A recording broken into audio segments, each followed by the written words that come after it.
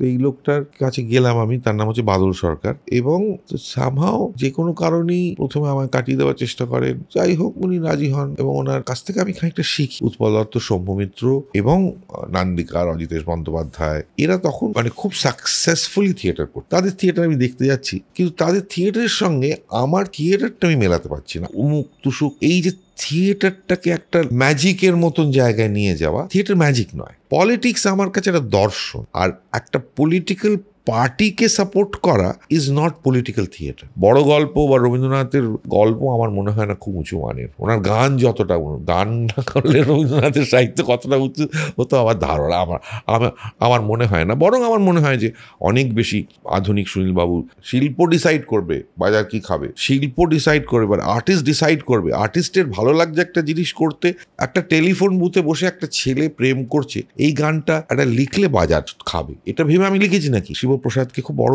অভিনেতা, ভালো অভিনেতা মনে করি। তার ইচ্ছে ছবিটা আমার খুব ভালো লেগেছিল, কিন্তু তার পরের দিকের ছবি যথেষ্ট জনপ্রিয় হয়েছে, কিন্তু আমি মানতে পারবো না সেগুলো অত্যন্ত উন্নত মানের। মাথার ভেতর ছিল এলভিস প্রেসলি, খাতার ভেতর তো এটা একটা না এনার্জি থেকে হরিপদ একজন সাদামাটা ছোটখাটো লোক, মানে সে ছোটমাটো হোক সাদামাটা আমার জানা দরকার নেই, it is coming naturally to me. Hello and welcome to Soul Connection podcast. আমি অরুণাভ খাসনবিশ, আপনাদের host for the podcast. First of all, আজকে আমার মনে হয় খুব বেশি করে আপনাদের একটা ধন্যবাদ দেওয়া উচিত, আপনাদের একটা থ্যাংক ইউ দেওয়া উচিত সোল কানেকশন পডকাস্টকে।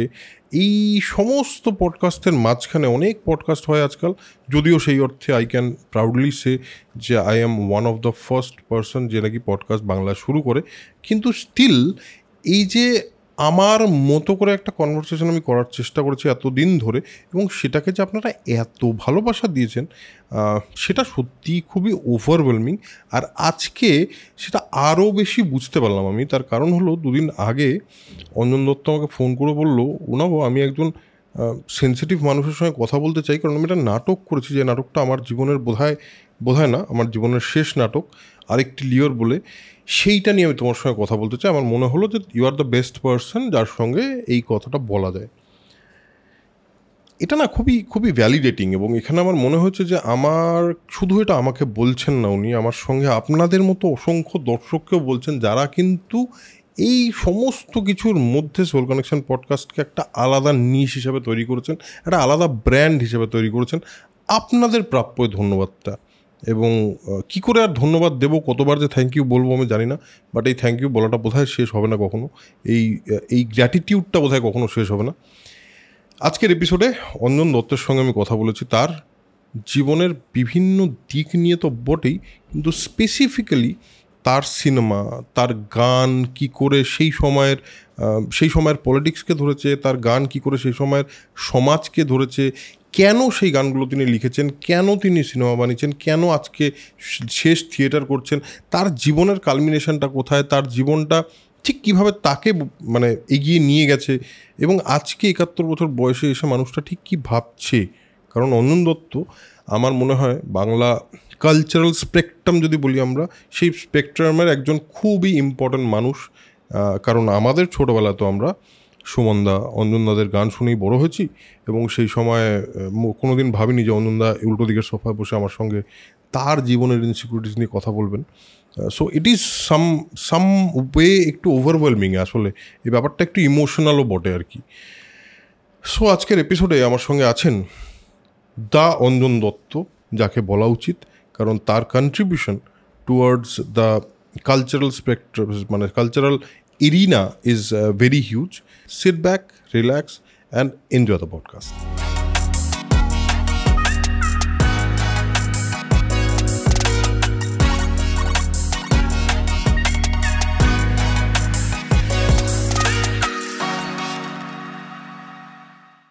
আজকে আমাদের সঙ্গে আছেন the one and only Anjan Dutt. অঞ্জনদার সঙ্গে আড্ডা মারাটা in any point of time it is exciting, কারণ অনন্দার যে পার্সপেক্টিভ লাইফ এক্সপিরিয়েন্সেস সেটা শেয়ার করার, সেটার সঙ্গে সেটা সাক্ষী হতে পারার কিছু পয়েন্টে আমি অনন্দার সঙ্গে কয়েকটা পয়েন্টে আমার কিছু এনকাউন্টার্স হয়েছে জীবনে। বাট রিসেন্টলি একটা এপিসোড আপনারা দেখেছেন আমার সঙ্গে অনন্দার, সেটা স্পেসিফিক্যালি চালচিত্র এখন নিয়েছিল। বাট আমার মনে হলো অনন্দা এখন একটা কাজ করছে যেটা খুবই একটা ইম্পর্ট্যান্ট কাজ, এবং অনন্দার লাইফের বিভিন্ন যে স্টেজেস, সেই স্টেজেসগুলোর মধ্যে একটা স্টেজের অনন্দা দাঁড়িয়ে আছে। সেখানে আমার মনে হলো I wanted to talk to অনন্দা। অ্যান্ড অনন্দা, thank you for coming. Thank you. আমি খানিকটা নিজের প্রচারের জন্য এসেছি, সুতরাং থ্যাংক ইউ। আরে না না, for Soul Connection Arunabha, thank you for giving me that space. আরে না না, হয়তো আমি যেগুলো বলবো তার জন্য আমার একটু কাজ হবে আমার। দেখো, আমার অডিয়েন্স শুধুমাত্র ভালো আড্ডা শুনতে চায়, এবং সেটা যে কোনো বিষয় নিয়েই হোক, যে কোনো কথা নিয়েই হোক। তোমার সঙ্গে অলরেডি আগের এপিসোডটাও প্রচুর মানুষের দারুণ লেগেছে, কারণ সেখানে খুবই একটা অন্য পার্সপেক্টিভ থেকে তুমি শহরের কথা বলেছো, তোমার জার্নির কথা বলেছো। তো আজকে আমরা তোমার একটুখানি পিছিয়ে গিয়ে, আমি প্রথম কথা যেটা বলি সেটা হলো থ্যাংক ইউ ফর চালচিত্র এখন। কারণ চালচিত্র এখন না কিছু আমার মতো কিছু ফিল্ম মেকারদের বা যারা আমরা আর্ট প্র্যাকটিস করার চেষ্টা করি তাদের সাহস দিয়েছে যে একটা গল্প বলা যায় যে গল্পটা এতটাই পার্সোনাল, অথচ এতটা রেজোনেট করতে পারে অডিয়েন্সের সঙ্গে, এবং সেটা খুব পার্সোনালি রেজোনেট করেছে আমার সঙ্গে। Thank you for the film. মানে ভালো খারাপ তো বলার জায়গা নেই, বাট থ্যাংক ইউ। এই মুহূর্তে দাঁড়িয়ে অঞ্জন দত্ত কি ভাবছে আর সে কেমন আছে? আমি চালচিত্র এখন করার পর মনে হয়েছে যে দুম করে, মানে যেহেতু ভালো হয়েছে, তো আমি যদি এক্ষুনি আর একটা ছবি করি সেটা আমি ভুল করব। ততক্ষণ না আমি চালচিত্র এখনের কাছাকাছি কিছু একটা করতে পারছি, আমার ছবি করা উচিত নয়। তাই আমি ছবি করছি না, লিখছি টিকছি হয়তো। কিন্তু আমার জীবনে যেটা সব থেকে প্রথম এবং সব থেকে বড় ভালো লাগা, সেটা হচ্ছে থিয়েটার, নাটক, যেটা সম্পর্কে অনেকেই, অজস্র মানুষ যারা আমাকে পছন্দ করে, আমার গান পছন্দ করে, আমার সিনেমা দেখে, আমার অভিনয় ভালো লাগে তাদের, তারা সেটার সম্পর্কে অবহিত নয়, কারণ সেটা অনেক পুরনো। মানে আমি যখন করেছি তখন আমার বয়স 19-20, মানে সেটা হবে 1977। সেখানে তারা হয়তো জানেই না, বা তারা ভীষণ ছোট ছিল, জন্মায়নি, হোয়াটএভার, তারা জানেই না। কিন্তু সেটা আমার জীবনের একটা খুব বড় ঘটনা। মানে থিয়েটার না করলে আমি অন্য কিছু করতাম না, পারতাম না। তো থিয়েটারটা মাঝে মাঝে আমি চেষ্টা করেছি ফিরে যেতে। তো আমি তখন সরে এসে আমি একটা থিয়েটার নাটক করছি, যা 4টে শো হয়ে গেছে। সেটা হচ্ছে উইলিয়াম শেক্সপিয়ারের কিং লিয়ার, নিজের মতো করে এডিট করে, ছোট করে, নতুন করে আজকের সময় দাঁড়িয়ে সেটা দেখা। এবং যেহেতু আমার গান লোকে শুনেছে, যেহেতু আমার সিনেমা দেখেছে, সেহেতু ওই 2012-13 থেকে একটা অডিয়েন্স তৈরি হয়েছে যারা আমার নাটক দেখতে আসে। আর থিয়েটারের একটা অডিয়েন্স মোটামুটিভাবে এখনও চলছে। থিয়েটারের মান কীরকম সেটা আমার পরিষ্কার বলতে পারবো না, কারণ মানটা পড়েছে, কিন্তু সিনেমারও মান পড়েছে, থিয়েটারও মান পড়েছে। যে কোনো পপুলার আর্ট, মানে আমরা তো পপুলার আর্টের কথা বলছি, আমরা তো উচ্চমার্গের কোনো জিনিস বলছি না। সেই পপুলার আর্টটার মান পড়ে গেছে, যেটা খুব দুঃখের। কলকাতা শহরে এরকম একটা, যেখানে পপুলার আর্টটা খুব উপরে ছিল আমি যখন বড় হচ্ছিলাম 70s। তাই সেই অডিয়েন্সটা আছে ভেবে আমি একটা শেষ, কারণ থিয়েটারটা এতই ফিজিক্যাল, যে শেষ আমার জীবনের একটা থিয়েটার প্রোডাকশন করছি। এটা শেষ, মানে এরপর আর থিয়েটার করবে না বলে ডিসাইডেড? না, আমি থিয়েটার, অন্য লোকের থিয়েটার প্রডিউস করতে পারি, কিন্তু আমি আর স্টেজে উঠতে পারবো না। আমার স্টেজে সম্ভব নয় ওটা, যে বয়স হয়ে গেছে, এবং আমার পক্ষে আর, মানে আমি রিহার্সাল করতে গিয়েও দেখছি খুব ডিফিকাল্ট হচ্ছে আর স্টেজে গিয়ে। সো সেটার একটা এন্ড হওয়া উচিত। সো আমি, এটা আমার লাস্ট থিয়েটার, আরও একটা লেয়ার, আমি সেটাকে প্রডিউস করেছি।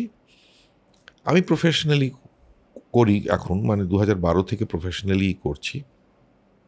অর্থাৎ যারা অভিনেতা, স্বীকৃত মোটামুটি চেনা জানা অভিনেতা, থিয়েটার করে, সিরিজ করে, ছবি করে, তাদের থেকে লোকজনদের নিয়ে পয়সা দিয়ে আমি তাদের মানে সম্মান দিয়ে পয়সা দিয়ে খরচা করে করি নিজের যা টাকা থেকে। তো সেই রকম ম্যাক্সিমাম ওই 15-20টা শো হয়, তার অলরেডি 4টে শো হয়ে গেছে। অ্যানাউন্স করার পরই হুড় করে কল শো এসে গেল করে আমাদের 4টে শো হয়ে গেছে। তো এখন আমি চিন্তায় আছি যে 5 নম্বর আমার তো হল বুক করা আছে, 5 নম্বর, 6 নম্বর, আগামী 1 তারিখে ফেব্রুয়ারিতে আমাদের শো আছে। এটা 5ম শো, 5th শো। এখন সেটা লোক হবে কি হবে না বুঝতে পারছি না। মানে যারা দেখার তার হুড় করে দেখে নিয়েছে, এবার দেখে নিয়ে হয়তো তারা, আমার থিয়েটারটা একটু ব্যতিক্রমী, খুব একটু মানে সবসময় একটু ব্যতিক্রমী ছিল। শুরু থেকেই একটু ব্যতিক্রমী ছিল। এবং তো সেটা হয়তো লোকে দেখে কিছু বুঝতে পারেনি, খারাপ লাগেনি, সবাই দাঁড়িয়ে উঠে হাততালি দিয়েছে, কিন্তু তবুও মনে হচ্ছে লোক আসবে। সেই জন্য ভাবলাম যে তোমার সঙ্গে এসে যদি কথা বলে লোকে একটু দেখে, এই কথাটা শুনে যদি টিকিট কাটে। সেই জন্য অবশ্যই আমি আমার থিয়েটারটা করছি। আমার দর্শকদের মধ্যে একটা থিয়েটার গোয়িং অডিয়েন্স আছে, তারা নিয়মিত থিয়েটার দেখে। তো তাদেরকে আমি বলবো যে আমি তো মানে অবভিয়াসলি আমি 4টের মধ্যে দেখতে পারিনি, বাট এই 1 তারিখ আমি তো যাচ্ছি। তো যদি আপনারা আসেন তাহলে আপনাদের সঙ্গেও দেখা হবে। কারণ যদি বলতে হয় যে অনন্ত দত্তের লাস্ট থিয়েটার প্রোডাকশন, তাকে স্টেজে শেষবার কয়েকটা শোতে দেখা যাবে, এই শেষ নাটক, তাহলে তো সেটা মিস করার কোনো প্রশ্নই ওঠে না। এটা হলো আমার ব্যক্তিগত অভিমত। অনন্দা, এই যে শেষ থিয়েটার তোমার করছো বলে তুমি শেষ স্টেজে উঠে অভিনয় করছো, এটা তো তার মানে কি শেষ বলতে শুরু ছিল তার একটা। এবার এই শুরুটা তো 19-20 বছর বয়সে বললে, এই সময় থিয়েটার কেন অ্যাট্রাক্ট করলো তোমাকে, আর থিয়েটারটা করতে চাইলে কেন?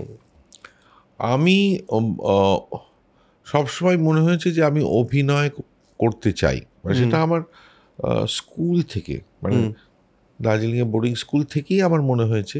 যখন প্রথম আমি স্কুলের জন্য নাটক করতে যাই, স্টেজে উঠে আমার খুব ভালো লেগেছিল। তখন আমি খুবই ছোট, কিন্তু এই ভালো লাগাটা মানে থেকে গেছে, সামাও দি আদার্স থেকে গেছে। এবং আমার অভিনয় করাটা আমার কাছে খুব এক্সাইটিং লেগেছিল। তো যাই হোক, তারপরে যখন বড় হয়ে আমি কলকাতায় ফিরে এলাম, তখন আমি অভিনয় করতে চাইছি, অন্য কিছু করতে চাইছি না।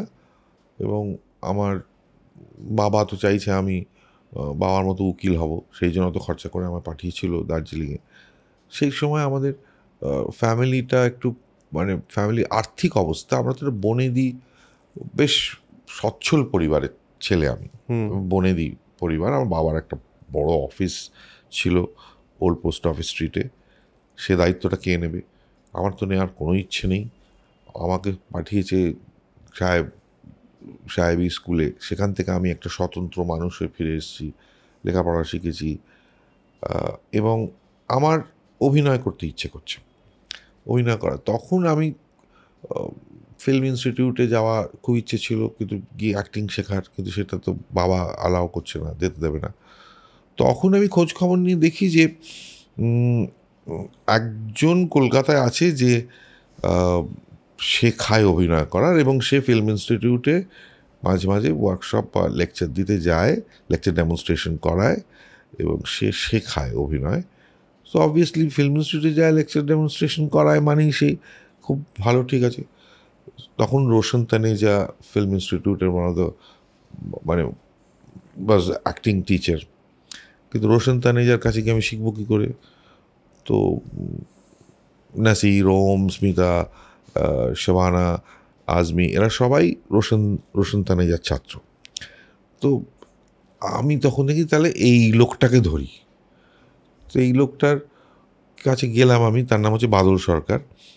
এবং আমি কিছু জানি না, কিন্তু বাদল সরকার সম্পর্কে আমি কোনো আইডিয়া নেই, কিছু জানি না। তো সামহাও যে কোনো কারণেই প্রথমে আমায় কাটিয়ে দেওয়ার চেষ্টা করেন। তো যাই হোক, উনি রাজি হন, এবং ওনার কাছ থেকে আমি খানিকটা শিখি। উনি কি তখন প্রসেনিয়াম করছেন নাকি প্রসেনিয়াম ছেড়ে দিয়েছেন? প্রসেনিয়াম ছেড়ে দিই, উনি একেবারেই অফ প্রসেনিয়াম এসপ্ল্যানেডে নাটক করছেন, এইসব জায়গায় ধর্মতলা এইসব জায়গায় থিয়েটার করছেন।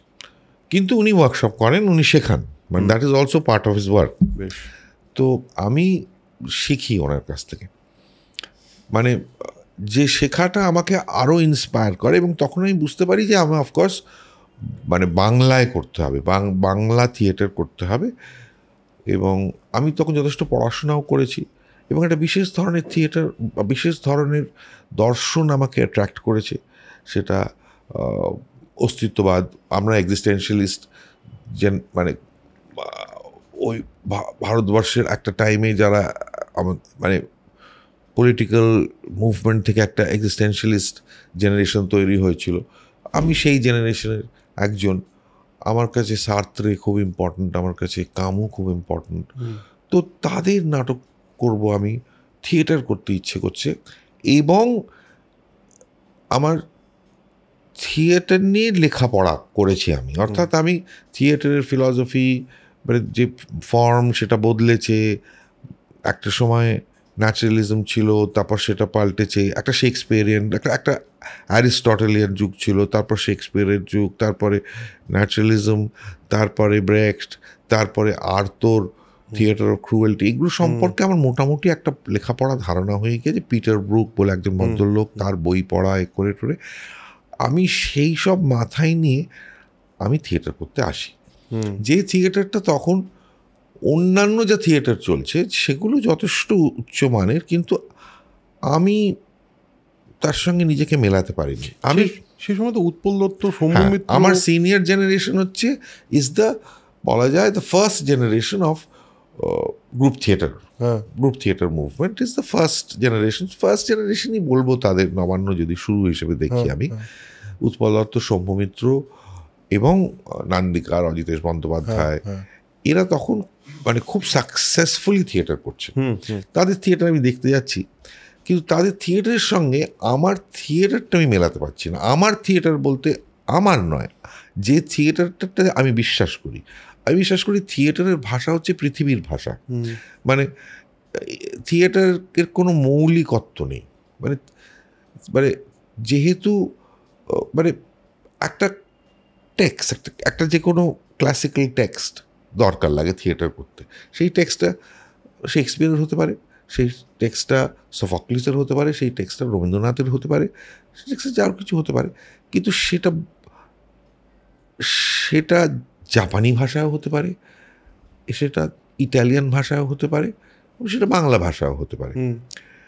এবং নান্দিকার একটা খুব বড় ইনফ্লুয়েন্স ছিল, কারণ নান্দিকার সেই সময় অজস্র বিদেশি নাট্যকার করতে, সৌম্যবাবু করেছেন, সৌম্যমিত্র করেছেন, কম, নান্দিকার বেশি, অজিতদা অনেক বেশি বিদেশি নাটক বাংলায় রূপান্তর করেছেন। কিন্তু আমি রূপান্তরটা পছন্দ করছি না। আমার মনে হচ্ছে যে সেটা যদি এক্স্যাক্টলি ট্রান্সলেট করে করা হয় তাহলে কোনো অসুবিধা হয় না। মানে হয়তো তার জামা কাপড় বিদেশি, বা সে বাংলায় কথা বলছে, কোনো অসুবিধে নেই, মানে কেনই বা হবে না।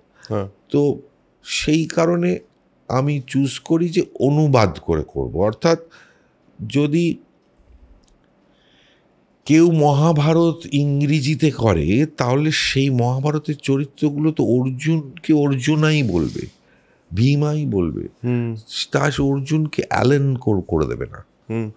সে ওর তাহলে কী অসুবিধে? যদি রবীন্দ্রনাথের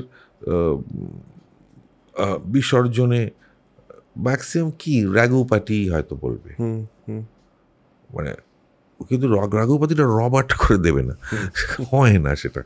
তো এই বিশ্বাস থেকে আমি ট্রান্সলেট করতে এসেছি, এবং অবভিয়াসলি আমার ওয়ে অফ ডুইং থিয়েটার একটু আলাদা ছিল, বাদল সরকারের ইনফ্লুয়েন্স ছিল, কিন্তু আমি মঞ্চে বিশ্বাস করি, মঞ্চে থিয়েটার করতে চাই।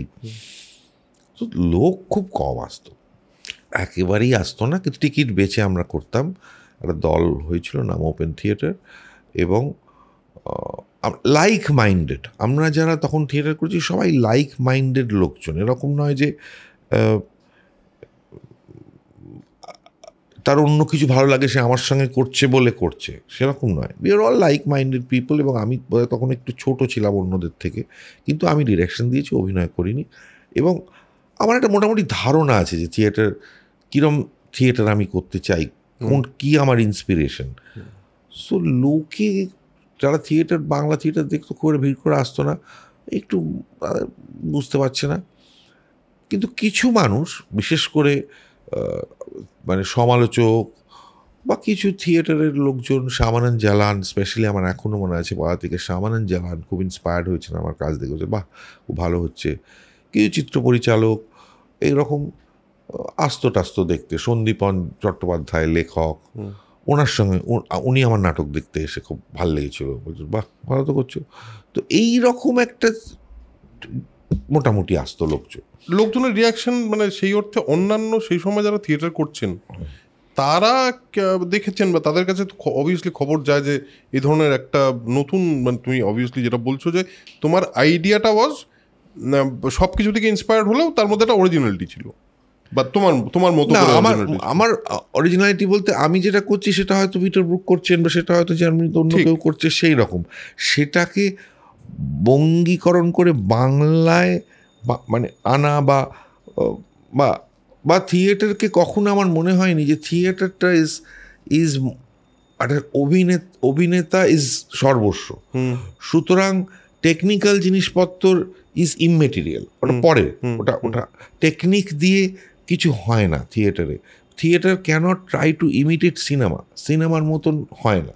আলো নেমে গেল, স্টেজ ঘুরে গিয়ে সাট করে চেঞ্জ হয়ে গেল, এটা থিয়েটার নয়। বড় ভালো ভালো সেট, ভালো ভালো লাইটস, উমুক তুসুক, এই যে থিয়েটারটাকে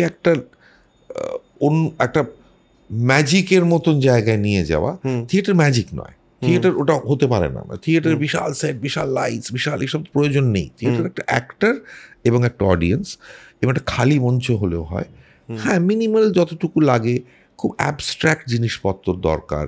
মানুষ থিয়েটারে আসে কল্পনা শক্তি বাড়াতে, তার কল্পনাটা যেন হয়। গল্প শুনতে থিয়েটারে কেউ আসছে না, গল্প বলাটা ইম্পর্ট্যান্ট নয়। গল্পটা সবাই জানে, কারণ থিয়েটার পৃথিবী বিখ্যাত টেক্সট নিয়ে হয়, আগেও হয়েছে পরেও হয়েছে। সেই টেক্সটটাকে নতুন করে দেখা, একটা দর্শন, একটা পলিটিক্স, এইগুলো আমার কাছে মোর ইম্পর্ট্যান্ট ছিল। লাইট, সাউন্ড, স্টেজ ক্রাফট, অমুক তুসুক, এগুলো ইম্পর্ট্যান্ট নয়। তো সেইটা আমার নয়, সেটা একটা আমার আগে একটা ধারা, থিয়েটারের ধারা, বাট সেইটা লোকের ভালো লাগতো না, লাগতো না। মানে যে এনরিলি যারা ভিড় করে 3 পয়সার পালা দেখছে, সুপারহিট তখন, বা ভিড় করে তারা মুদ্রা রাক্ষস দেখছে, বা হয়তো টিনের তলোয়ার দেখছে, প্রচণ্ড ভিড় করে তারা দেখছে, তারা এবং পরবর্তীকালে জগন্নাথ, এটা সেটা, হ্যাঁ, তারা ভিড় করে দেখছে, লাইট চেঞ্জ, এখানে দাঁড়িয়ে আছে, ওখানে চলে যাচ্ছে, লেভেলস ওপর এক থেকে নিচ চলে, নিচ থেকে উপরে চলে গেল। এই যে থিয়েটার, জগন্নাথের মজা বা মারিচ সংবাদ, তারা ভিড় করে দেখছে। আমার থিয়েটারটা ভিড় করে দেখেনি, বরঞ্চ মনে হয়েছিল একটু পাকা, একটু মানে যাদের কথা তুমি বলছো, তাদের অবশিষ্ট কেউই নেই এখন। বিভাসদা আছেন, বিভাসদা শুরুর দিকে ওয়াজ দি অনলি পার্সন একটু সাপোর্টিভ ছিলেন। মানে আমি যখন, এবং এইগুলো আমি থিয়েটারগুলো করছি, আলিয়াস ফরাসি করলে আলিয়াস ফরাসা আমাকে কিছু টাকা দিচ্ছে, আর জার্মান করলে আমাকে ম্যাক্সমোলার ভবন কিছু টাকা দিচ্ছে। বাংলাই করছি, কিন্তু তারা টাকা দিচ্ছে, তাদের টাকাই আমি করছি। এবং মানে আমার যে নাটকটা 1980-তে আমি করি, পেটার ভাইসের মারাত সাদ নাটকটা, সেটা প্রথম শোই একাডেমিতে বুক করে আমরা করেছিলাম। প্রথম শোয়ের অর্ধেকটা করে বন্ধ হয়ে গেছিল, অডিয়েন্স চিৎকার করে বন্ধ করে দিয়েছে। কারণ কি? অশ্লীল বলেছিল, প্রচণ্ড অশ্লীল, এরা জামা কাপড় পরছে না, কি করছে। ফরাসি বিপ্লব নিয়ে নাটকটা ছিল, এবং একটা পাগলাগারদের মধ্যে বিভিন্ন ধরনের পাগল নিয়ে আমার, এবং সেটা বুঝতে পারেনি, ভালো লাগেনি, এবং খুব অশ্লীল লেগেছিল। নোংরা অশ্লীলতার দায়ে বন্ধ করে দিয়ে চিৎকার চেঁচামেচি আরম্ভ হয়ে গেছে। কট্টর বামপন্থী তারা ছিলেন। আমি একটু আমি একটু ক্রিটিক্যাল হচ্ছি, মানে আমি বামপন্থা সম্পর্কে একটু ক্রিটিক্যালি দেখছি। সেই দেখাটা কোনো মানে কাউকে মানে কারোর প্রতি কোনো কাউকে হেয় করে নয়, কোনো পার্টির নাম নিয়ে কাউকে হেয় করে আমি দেখছি না, বা কোনো আক্রমণাত্মক ভূমিকাতেও না, একেবারেই নয়, একেবারে কোনো আক্রমণ করছি না। আমি এই বিপ্লবটা কেন হচ্ছে, বিপ্লবের পরিণতি কি, মানুষ ক্ষমতায় এলে ক্ষমতাটা বড় হয়ে যায় না রাজনীতিটা কমে যায়, ছোট হয়ে যায়, ফাইনালি যেই ক্ষমতায় আসে সে পাল্টে যায়, এই সব জিনিস নিয়ে কথা বলছি, এই সব জিনিস নিয়ে আলোচনা করছি, এই সব জিনিস নিয়ে আমার থিয়েটার। সেইটা নিতে পারলো না, সেইটাতে খুব আপত্তি, এবং আপত্তি করে বন্ধ হয়ে গেল, বন্ধ করে দিল। তখন আমরা একটা গ্যারেজে, ম্যাক্সিমাম ভবন দায়িত্ব নিয়ে আমাদের গ্যারেজ ঠিক করে দিল রডন স্ট্রিট, একটা গ্যারেজে আমরা একটা ছোট গ্যালারি বানিয়ে সেখানে করেছিলাম। এবং সেই নাটকটা দেখেই কিন্তু মৃণাল সেন আমাকে অভিনয় ডাকে।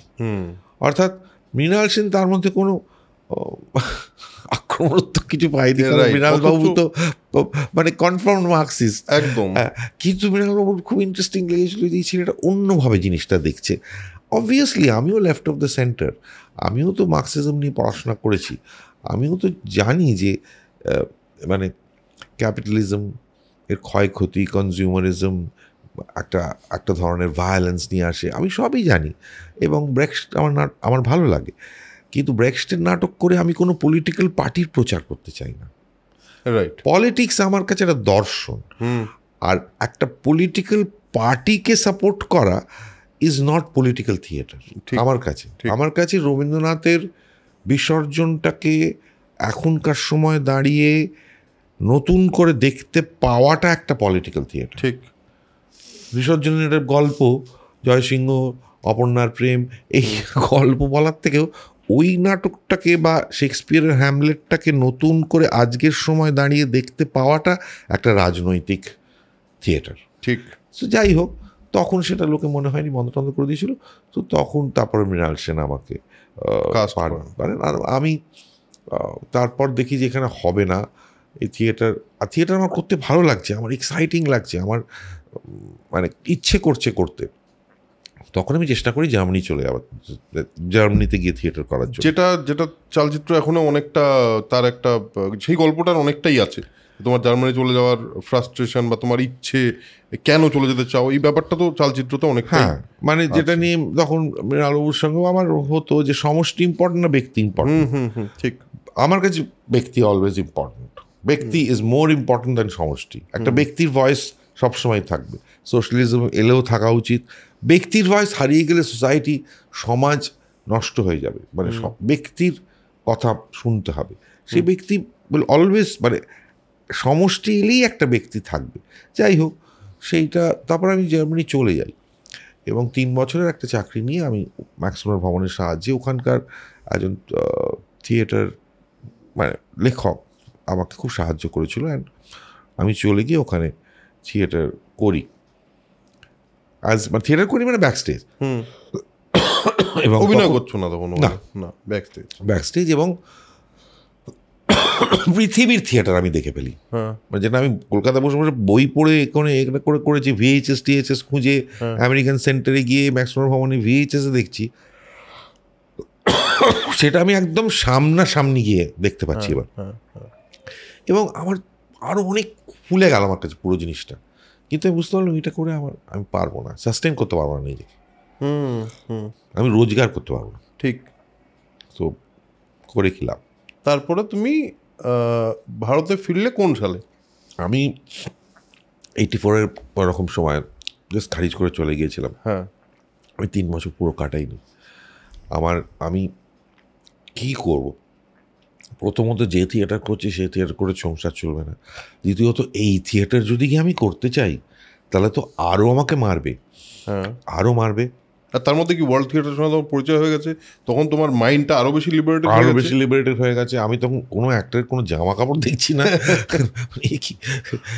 তো আমি মানে মজা করে বললাম, অফকোর্স আমি আমি অ্যাক্ট্রেসদের জামা কাপড় পরাতে চাই, কিন্তু মানুষ একটা শরীর, যদি আমি বলতে যাই, মানুষ ফাইনালি একটা শরীর, শরীরটা খুব ইম্পর্টেন্ট। আমি তাকে গুচ্ছের খানিক জামা কাপড় পরালে তো হবে না, আমাকে এমনভাবে তাকে সাজাতে হবে যাতে দর্শক বুঝতে পারে যে শরীর ইজ দ্য বডি। তো যাই হোক, তো তখন আমি একটা ছুটি দেওয়া হতো, আমাদের একটা ছুটি 1 মাসের 2 মাসের ছুটি দেওয়া হতো।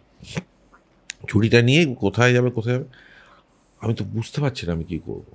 আর সিনেমাতেও আমি অভিনয় কে দেবে আমাকে, কোনো কাজ সেই সময়কার বাংলা সিনেমা, পপুলার সিনেমাতে আমি নিজেকে দেখছি না বা আমার ভালোও লাগছে না। সো হাতে গোনা 2-1 জন আছে যারা একটু অন্য ধরনের ছবি করে, হয়তো তারা আমাকে ভালো লাগবে আমার অভিনয়, কিন্তু কী দেবে আমাকে, কোনো কাজ তো আমি পাবো না, তাহলে আমি কি করব? এরকম একটা কনফিউশন নিয়ে আমি মিউনিকে বললাম মিউনিকে চলে যাও। তো ওরা বললো যে মিউনিকে তুমি কাকে চেনো? তখন মৃণাল সেনের খুব বন্ধু একজন বিখ্যাত new wave German director রাইনার্ড half. আমি বলি রাইনার্ড হাউফকে আমি চিনি, অবভিয়াসলি রাইনার্ড হাউফকে আমি দেখেছি তার আগে ভেনিসে। তো রাইনার্ড হাউফকে চেনো? ও ঠিক আছে, যাও।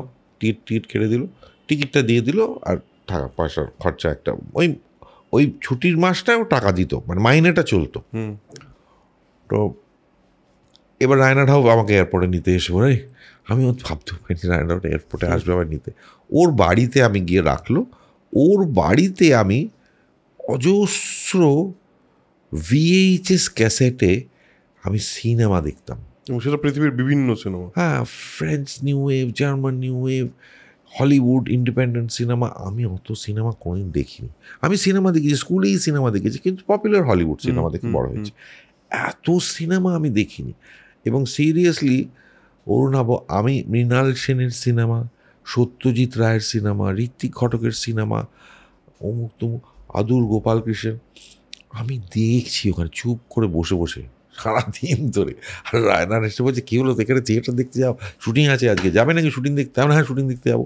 আমি গিয়ে দেখছি ওরা কীরকমভাবে শুটিং করে, আর রাস্তায় ঘরের মধ্যে একটা ক্যামেরা নিয়ে, মানে বিরাট গ্ল্যামারাস কিছু নয়, নিউ ওয়েভ, ওরা তো ওই ধরনের, মৃণালবাবু যেরকমভাবে শুটিং করে ওরাও সেরকমভাবে শুটিং করে।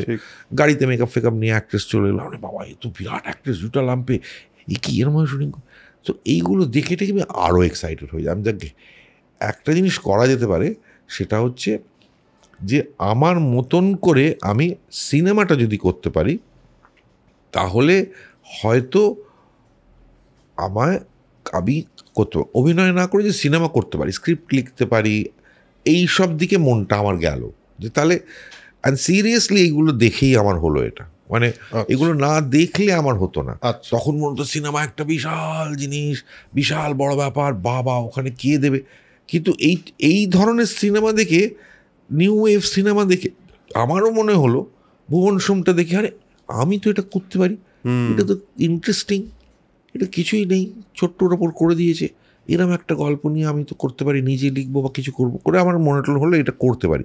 তখন আমার চাকরিটা ছেড়ে এখানে চলে এলাম। কিন্তু কে পয়সা দেবে আমাকে? কলকাতা চলে এলে, কিন্তু তোমার সবচেয়ে বড় চিন্তা হলো যে কে টাকা দেবে। আর আমাকে আমার একটা কন্ডিশন ছিল যে এই 3 বছর যে আমায় করতে দেওয়া হলো, তার জন্য যেটা আমায় করতে হবে সেটা হচ্ছে ফিরে এসে আমায় কিছু থিয়েটার করতে হবে। That was the condition with গোয়েট institute, that তুমি কি শিখলে তারপরে এখানে সেটা করো, গোছের একটা, ওটা করতেই হবে। ওটা আমি করেছিলাম, ওটা মন দিয়ে আমি কয়েকটা নাটক করেছিলাম, এবং সেগুলো এতই অন্যরকম হয়েছিল বিকজ ওটার এক্সপিরিয়েন্স, ঠিক এবং এক্সপোজার, এবং সেই প্রথম, কিন্তু তখন চালচিত্র অভিনয় আর গৃহযুদ্ধে অভিনয় খারি যেই তো করেছি, তার জন্য যে আমার বিশাল পরিচিতি হয়েছে তাও না। কিন্তু থিয়েটার মহলে এই অজিতদা, রুদ্রদা, ওটা এরা আমাকে মোটামুটি একটু চিনেছে, এর বেশি আর কেউ তো চেনেনি আমার কলকাতা শহরে। কিন্তু সেই থিয়েটারগুলো অ্যাপ্রিসিয়েটেড হয়েছে বাই আমার সিনিয়ররা। তখন আমার সিনিয়ররা আমার থিয়েটারকে একটা স্বীকৃতি দেয়। আমরা একটা বাড়ির মধ্যে ডলস হাউস করেছিলাম, রাসবিহারী অ্যাভিনিউ একটা বাড়িতে উঠোনের মধ্যে ডলস হাউসটা করেছিলাম, এবং বাংলায় করেছিলাম, নাম একটু বাঙালি, ওই অ্যাডাপ্ট করেছিলাম, ওই নাটকটা প্রথম আমি অ্যাডাপ্ট করেছিলাম। এবং অডিয়েন্স আসছে গৃহপ্রবেশ, মানে এরা স্বামী স্ত্রী তারা বাড়ি বিয়ে করে বাড়িটা চেঞ্জ করছে এবং অডিয়েন্স আসছে গৃহপ্রবেশের জন্য, ছড়িয়ে ছিটিয়ে বসছে বিভিন্ন জায়গায়, কেউ ঘরের ভেতর জানলার সামনে, এখানে ওখানে, পুরো বাড়িটা নিয়ে নাটকটা হচ্ছে। আচ্ছা আচ্ছা আচ্ছা। এবং দোতলায় গিয়ে বারান্দা, ওপর থেকে হচ্ছে, এখানে হচ্ছে, সেখানে হচ্ছে, পুরোটাই ওরমভাবে করেছিলাম, তাতে খুব ভালো হয়েছে। আচ্ছা। এবং lot of people came and told me এইরকম এক্সপিরিয়েন্স ওরা হয়নি। এবং আমি লাইটিংটা একজন সিনেমাটোগ্রাফারকে দিয়ে করিয়েছিলাম। আচ্ছা। যে লাইট তো দেখা যাবে না, সমস্তটা যদি রিয়েল হয় তো লাইট দেখা গেলে তো মুশকিল। তো ঘরের ভেতর থেকে যদি আলো করা যায়, যে আলোটা বাইরে এসে পড়ছে সেই আলোটাতেই নাটকটা হচ্ছে। ঘরের আলো জ্বাললে ঠাক করে আলোটা এসে পড়লো, লোডশেডিং হলে মোমবাতি জ্বালানো হচ্ছে, বা একটা নেকেড বাল্ব উঠোনে জ্বলছে, এইরকম ভাবে করা হয়েছিল, রিয়েলিস্টিক, একদম রিয়ালিজম, মানে টোটাল রিয়ালিজম। এবং এরকম আরও কিছু করেছিলাম, তখন একটু না বলো, কিন্তু ওই আর কি ম্যাক্সমুনের টাকায় হচ্ছে। তো তারপরে আমি অ্যাসিস্ট করতে আরম্ভ করলাম, অ্যাসিস্ট করতে তারপর গান করলাম। গানটা করার পর আমার খুব নাম হয়ে গেল। আমি যত না তারপরে অন্য কিছু করেছি, মহাপৃথিবী, গুজুগান্ত, এসব আমার তখন আমার পার্টও আসতে আরম্ভ করলো। এই নাটকটার থেকে নবেন্দুদা আমার পার্ট দিল, বড় পার্ট, অপর্ণা সেন আমাকে বড় পার্ট দিলেন, এরকম অনেকেই, গৌতম ঘোষ মেন রোল দিচ্ছে আমাকে তখন কিছু কিছু ছবিতে, যেটা আগে কল্পনার বাইরে। সেটা আমি খুব খেটে করছি, কিন্তু খেটেই করছি। আমি অভিনয় ভালোবাসি, কিন্তু থিয়েটারটা ছাড়তে ইচ্ছে করছে না, কিন্তু আমি খেটে করেছি। তারপরে গানটা করার পর যখন খুব নাম হলো, তখন আমার পক্ষে বলতে সুবিধে হলো, দুটো অ্যালবামের পর আমি করবো না, আমার টাকা, থিয়েটার আমার সিনেমার টাকা করবো না, এরকম বলতে সুবিধে হলো। তো সামা আমি প্রডিউসার পেয়ে গেলাম। এবং আমার ছবির যে অডিয়েন্স এলো, প্রথম ব্যারাক্স হই করে বং কানেকশন সব দেখতে আরম্ভ করলো, চলো লেটস গো, তারা কিন্তু গানের অডিয়েন্স। ঠিক সেই গানের অডিয়েন্স যারা সেই সময়কার হয়তো বাংলা ছবি দেখে না, মানে অপর্ণা সেনের ছবি দেখে, ঋতুপর্ণর ছবি দেখে, ঠিক আছে, নতুন কিছু তারা পেল। তোমার গানের অডিয়েন্স তোমার সিনেমা দেখার পেছনে আমার একটা লজিক আছে, জানো তো, তোমার গানের মধ্যে গল্প থাকতো। এইটা কিন্তু প্রথমবার, মানে সুমনদার একটা পার্সপেক্টিভ টুয়ার্ড সোসাইটি, এটা আলাদা, নচিকেতা একটা অন্যরকম করছে। তোমার গানে একটা চরিত্র আছে যে নাকি তার কথা বলছে, তার একটা ভিজুয়াল দেখতে পাচ্ছি আমি, রমার ব্যাপারে আমি বুঝতে পারছি, রমাকে আমি চিনতে পারছি, বেলা বোস বলে একটা লোক, মানে মেয়ে আছে, তাকে আমি দেখতে পাচ্ছি, সে মানে টেলিফোন কানে চুপ করে দাঁড়িয়ে আছে, একজন পিসিও বুথে কথা, এই যে ভিজুয়ালটা, এই যে তোমার একটা গানের মধ্যে একটা ভিজুয়াল স্টোরি টেলিং ছিল, উইচ ওয়াজ আমার মনে হয় তোমার গানের ডিফারেন্সিয়েটিং ফ্যাক্টর ছিল, যেটা কোথাও এই বিশ্বাসটা করতে সাহায্য করেছে যে এই লোকটা গল্পটা বলতে পারবে। না, সেটা এসছে কারণ আমার থিয়েটার আর সিনেমা থেকে। ঠিক, আমি যখনই একটা গান ভাবছি তখন একটা চরিত্র আসছে, তখন একটা পাড়া আসছে, তখন তার ছেলেটার বয়সটা কত, মেয়েটার বয়সটা কত, এইসব চলে আসছে। কারণ আমার স্ক্রিপ্ট লেখা, থিয়েটার, অভিনয়, এখান থেকে গানটা আসছে। আর একজন কবি গান লিখছে যে জায়গা থেকে লিখছে, আর আমি একজন অভিনেতা, ডিরেক্টর যেভাবে গান লিখছি, কমপ্লিটলি আলাদা। সো বাট দুজনেরই গান হয়তো কলকাতা নিয়ে, কিন্তু সুমনের গান কমপ্লিটলি আলাদা, আমার গান কমপ্লিটলি আলাদা। তো সেই অডিয়েন্সটা আমার ছবি দেখতে এলো। এবং অবভিয়াসলি আমি সবসময় চেষ্টা করেছি পপুলার আর্ট করতে, সবসময়। আমার থিয়েটারটা আমি ভেবেছি যে একটা এমটি স্টেজে দুটো লোক কথা বলে যাচ্ছে, গরু আসবে কি আসবে না, আসবে কি আসবে না, এটাও পপুলার। আমি এটা, কারণ পপুলার মানে জনপ্রিয় শিল্প আমার কাছে খুব উঁচু মানের। বিকজ আমি যে সময় কলকাতায় বড় হয়েছি তখন জনপ্রিয় শিল্প হচ্ছে পুতুল খেলা, জনপ্রিয় শিল্প হচ্ছে রাজা ইডিপাস, জনপ্রিয় শিল্প হচ্ছে উৎপল দত্তের টিনের তলোয়ার, জনপ্রিয় হচ্ছে ব্রেক্সট, অমুক, ফুটবল, জনপ্রিয় theatre, so I grow up in an environment যেখানে প্রচুর লোকে সব দেখছে টেকছে, বাদল সরকারের থিয়েটার রাস্তায় দেখছে। সো আমার কাছে সব, মানে পপুলার আর্টের, সারা পৃথিবীতেই পপুলার আর্টের মান যত উঠবে সোসাইটি তত অ্যাডভান্স করবে। ঠিক। অবভিয়াসলি আর্ট মানে যেটা উন্নত মানের, লেটস সে অনেক উন্নত মানের আর্ট, মানে লেটস সে ক্লাসিক্যাল যত উঠবে অফকোর্স একটা সার্টেন তার হিস্ট্রিটা এগোবে, কিন্তু যতক্ষণ না সেটা পপুলারিটিতে আসছে, পপুলার জায়গায় আসছে, সলিল চৌধুরীর গানটা একটা পপুলার গান। ঠিক। তো সেই পপুলার অ্যাক্টার্সরা ভালো অ্যাক্টর হতে হবে। তো সেখানে অবভিয়াসলি কিছু অ্যাক্টর হবে যারা হয়তো অতটা জনপ্রিয় নয়, কিন্তু ভালো, মানে যে জনপ্রিয় অ্যাক্টর তাকেও একটা ভালো অ্যাক্টর হতে হবে। জনপ্রিয় স্টার যদি বলি, উত্তম কুমারকেও ভালো অ্যাক্টর হতে হবে। উত্তম কুমারের কিছু ম্যানারিজম দিয়ে হবে না। একটা সার্টেন পয়েন্ট অবধি হ্যাঁ আমরা হয়তো উত্তম কুমারের ম্যানারিজমটাই দেখছি, কিন্তু তারপরে দেখছি উত্তম কুমার শুধু ম্যানারিজমের বাইরে চলে যাচ্ছে।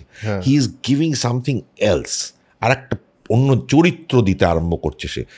সেও বুঝতে পারছে যে শুধু ম্যানারিজম দিয়ে কোনো হয় না একটা অ্যাক্টর। সো আমার কাছে পপুলার আর্টটা has to be higher form of art. তো যাই হোক, তো আমি তখন সেই আমার গানগুলো খুব পপুলার। মৃণাল সেনের সিনেমা, মৃণাল সেন আমার কাছে দুর্বোধ্য মনে হচ্ছে না। হ্যাঁ, কিছু ছবি দুর্বোধ্য ঠিক আছে, কিন্তু আমি যদি ঠান্ডা মাথায় ভাবি যে মহানগর তো ভীষণ একটা যে কোনো মানুষ বুঝতে পারার গল্প, যে কোনো মানুষই বুঝতে পারবে, খারিজ যে কোনো মানুষই বুঝতে পারবে। দেখেছে কম লোক, ঠিক দেখেছে কম, কিন্তু দুর্বোধ্য নয়। হ্যাঁ, মানে নায়ক তো আর দুর্বোধ্য না, একেবারেই নয়, দুর্বোধ্য ছবি নয়। আমি বলছি না সেটা as good age Pather Panchali, সেরকমও কাজ হবে, কিন্তু আবার পপুলার জায়গাও ভালো কাজ হবে। ঠিক আছে, আমার কোনোদিন এইটা হয়নি যে পপুলার কালচার বা পপুলিস্ট জিনিসের প্রতি একটা কিন্তু লোকের একটা অ্যাপ্যাথি তৈরি হয়েছিল এক সময়, একটা পয়েন্টে না পপুলার জিনিস ওরা ভালো হয় না। সেটা কিন্তু আমার মনে হয় অনেক, মানে সেটা থাকা সত্ত্বেও পপুলার জিনিস ভালো ছিল ওরা, মানে সেটা থাকা সত্ত্বেও আমরা বলছি লঘু সঙ্গীতের গিটার, কিন্তু বাজাচ্ছে বটুক নন্দী বা সুনীল গাঙ্গুলি। ট্রু। লঘু সঙ্গীত, নিচু সঙ্গীত, পপ মিউজিক তো কালচার চেঞ্জ করে দিল। বিটলসরা না এলে তো ওয়ার্কিং ক্লাসের গান তো হতো না। ঠিক। হ্যাঁ, সেই ওয়ার্কিং ক্লাসের গান নিয়ে চলে এলো বিটলস। মানে বব ডিলান একটা ধরনের ইন্টেলেক্ট দিল, রক মিউজিককে একটা ইন্টেলেক্ট দিল। সো এগুলো তো পপুলার, একদমই তাই। হ্যাঁ, এবং সুমনের গান তো চারটে কবি, 5টা ইন্টেলেকচুয়াল শুনছে না, সব দুনিয়া শুনছে। ঠিক, মানে বাঙালি তো সবার ভালো লাগছে, হয়তো ভেতরের মানেটা অনেকে বুঝতে পারছে না, জিজ্ঞেস করছে তোমাকে চাইটা তুমি কে কে কি চাই, এটা হয়তো জিজ্ঞেস করে যাচ্ছে, কিন্তু ভালো লাগছে। তো সেই পপুলার আর্টের মানটা আমার কাছে সবসময় মনে হয় উঁচু হওয়ার কথা। এবং এই যে টাসেলটা তুমি বলছো যে এরা পপুলার, ফালতু, সুনীল গাঙ্গুলির লেখা তো প্রচণ্ড পপুলার, ঠিক, সবাই পড়ছে, সমরেশ মজুমদারের সবাই পড়ছে, হয়তো শঙ্কর একটু বেশি পড়ছে, অবভিয়াসলি আমি বলছি শঙ্কর আরেকটু সহজ হয়তো বেশি পড়ছে, কিন্তু শঙ্করের লেখা, মণিশঙ্কর বাবুর লেখা তো নিচু মানের লেখা নয়, একেবারেই নয়, ব্রিলিয়েন্ট। চৌরঙ্গি পড়লে বা কত অজানারে পড়লে হাইকোর্টের হিস্ট্রি, অমুক তুসুক, সময় টময় কত কি জানা যাচ্ছে। হ্যাঁ, সবটা সন্দীপন বাবুর লেখা কত কম লোক পড়ছে, মানিক বন্দ্যোপাধ্যায় হয়তো কম লোক পড়ছে, কিন্তু তার পাশে একজন লিখছে যে, আমি ধরে নিলাম যদি তারা রমাপদ চৌধুরী বা বনফুল, সাংঘাতিক লেখা, সাংঘাতিক পাওয়ারফুল রাইটার, মানে which is very high standard. সবাই তো রবীন্দ্রনাথ, বরঞ্চ রবীন্দ্রনাথের লেখা, মানে রবীন্দ্রনাথের বড় গল্প বা রবীন্দ্রনাথের গল্প আমার মনে হয় না খুব উঁচু মানের। ওনার গান যতটা, গান না করলে রবীন্দ্রনাথের সাহিত্য কতটা উঁচু হতো আমার ধারণা, আমার মনে হয় না। বরং আমার মনে হয় যে অনেক বেশি আধুনিক সুনীলবাবু এরা সব পপুলার রাইটার। হ্যাঁ, কিন্তু এই বাজারি এটা খারাপ। সত্যজিৎ রায়ের লেখা পপুলার লেখা, মানে গল্প সাহিত্যের জায়গা থেকে। হ্যাঁ, মানে তোমার অসুবিধা নেই তো লাইভে সিগারেট খেলে? তোমার তো চাপ নেই। হ্যাঁ, আমি বলছি যে সত্যজিৎ বাবুর লেখাও কিন্তু অ্যাকচুয়ালি পপুলার লেখা, মানে ফেলুদা হ্যাঁ পপুলার কিশোর সাহিত্য হ্যাঁ। সেই সময়, তাই তো পপুলার মানেই যে তার মান খুব নিচে, এটা আমারও বিশ্বাস, আমার একেবারেই বিশ্বাস হয় না। এইটা হারিয়ে গেল কোথাও, জানো তো, এইটা আমাদের বাঙালির যেটা ছিল সেটা হারিয়ে গেল। পপুলার মানে হচ্ছে বাজার যেটা খাবে। আরে বাজার কি খাবে সেটা ডিসাইড করবে শিল্প, ডিসাইড করবে বাজার কি খাবে, শিল্প ডিসাইড করবে, আর আর্টিস্ট ডিসাইড করবে। আর্টিস্টের ভালো লাগছে একটা জিনিস করতে। আচ্ছা, একটা টেলিফোন বুথে বসে একটা ছেলে প্রেম করছে, এই গানটা একটা লিখলে বাজার খাবে, এটা ভেবে আমি লিখেছি নাকি? আমার ভালো লেগেছে লিখতে, মনে হয়েছে এটা ইন্টারেস্টিং প্রেমের গান, টেলিফোনে হচ্ছে, টেলিফোনে সে মিটারটা বাড়ছে, এই গল্পটা সেটা ভাল লেগেছে সবাই।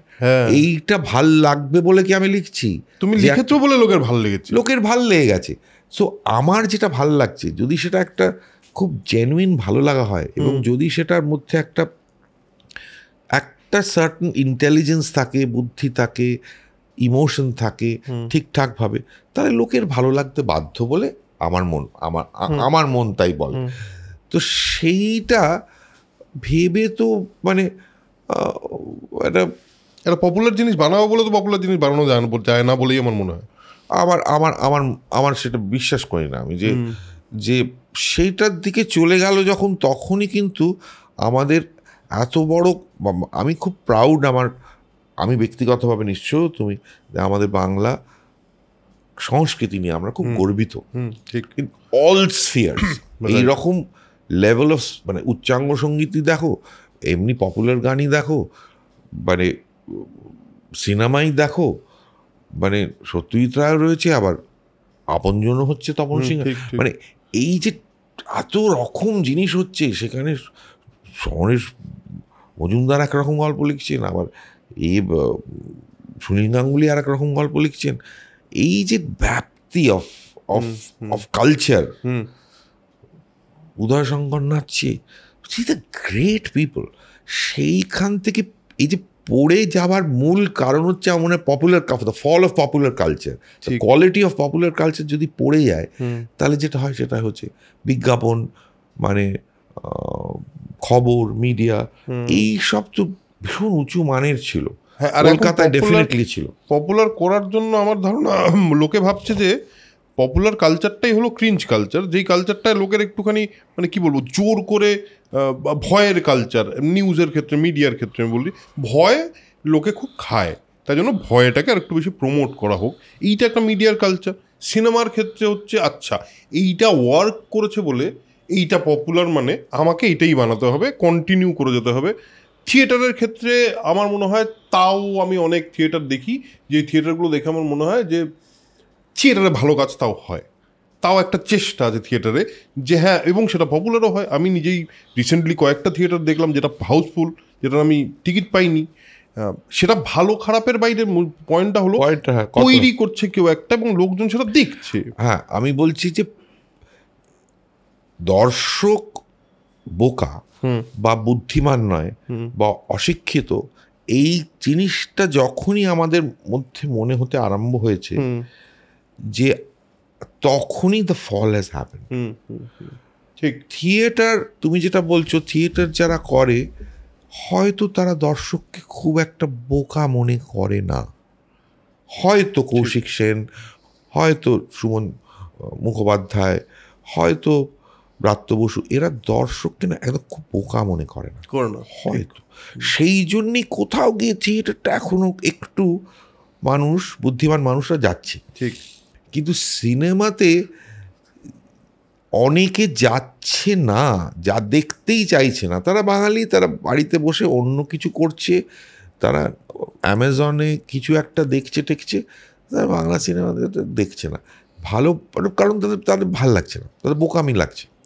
এইটা আমার এটা ধারণা, কারণ দর্শকের মান পড়ে গেছে বলে আমার মনে হয় না, একটা সার্টেন দর্শক সরে গেছে, একটা সার্টেন দর্শক চলে গেছে।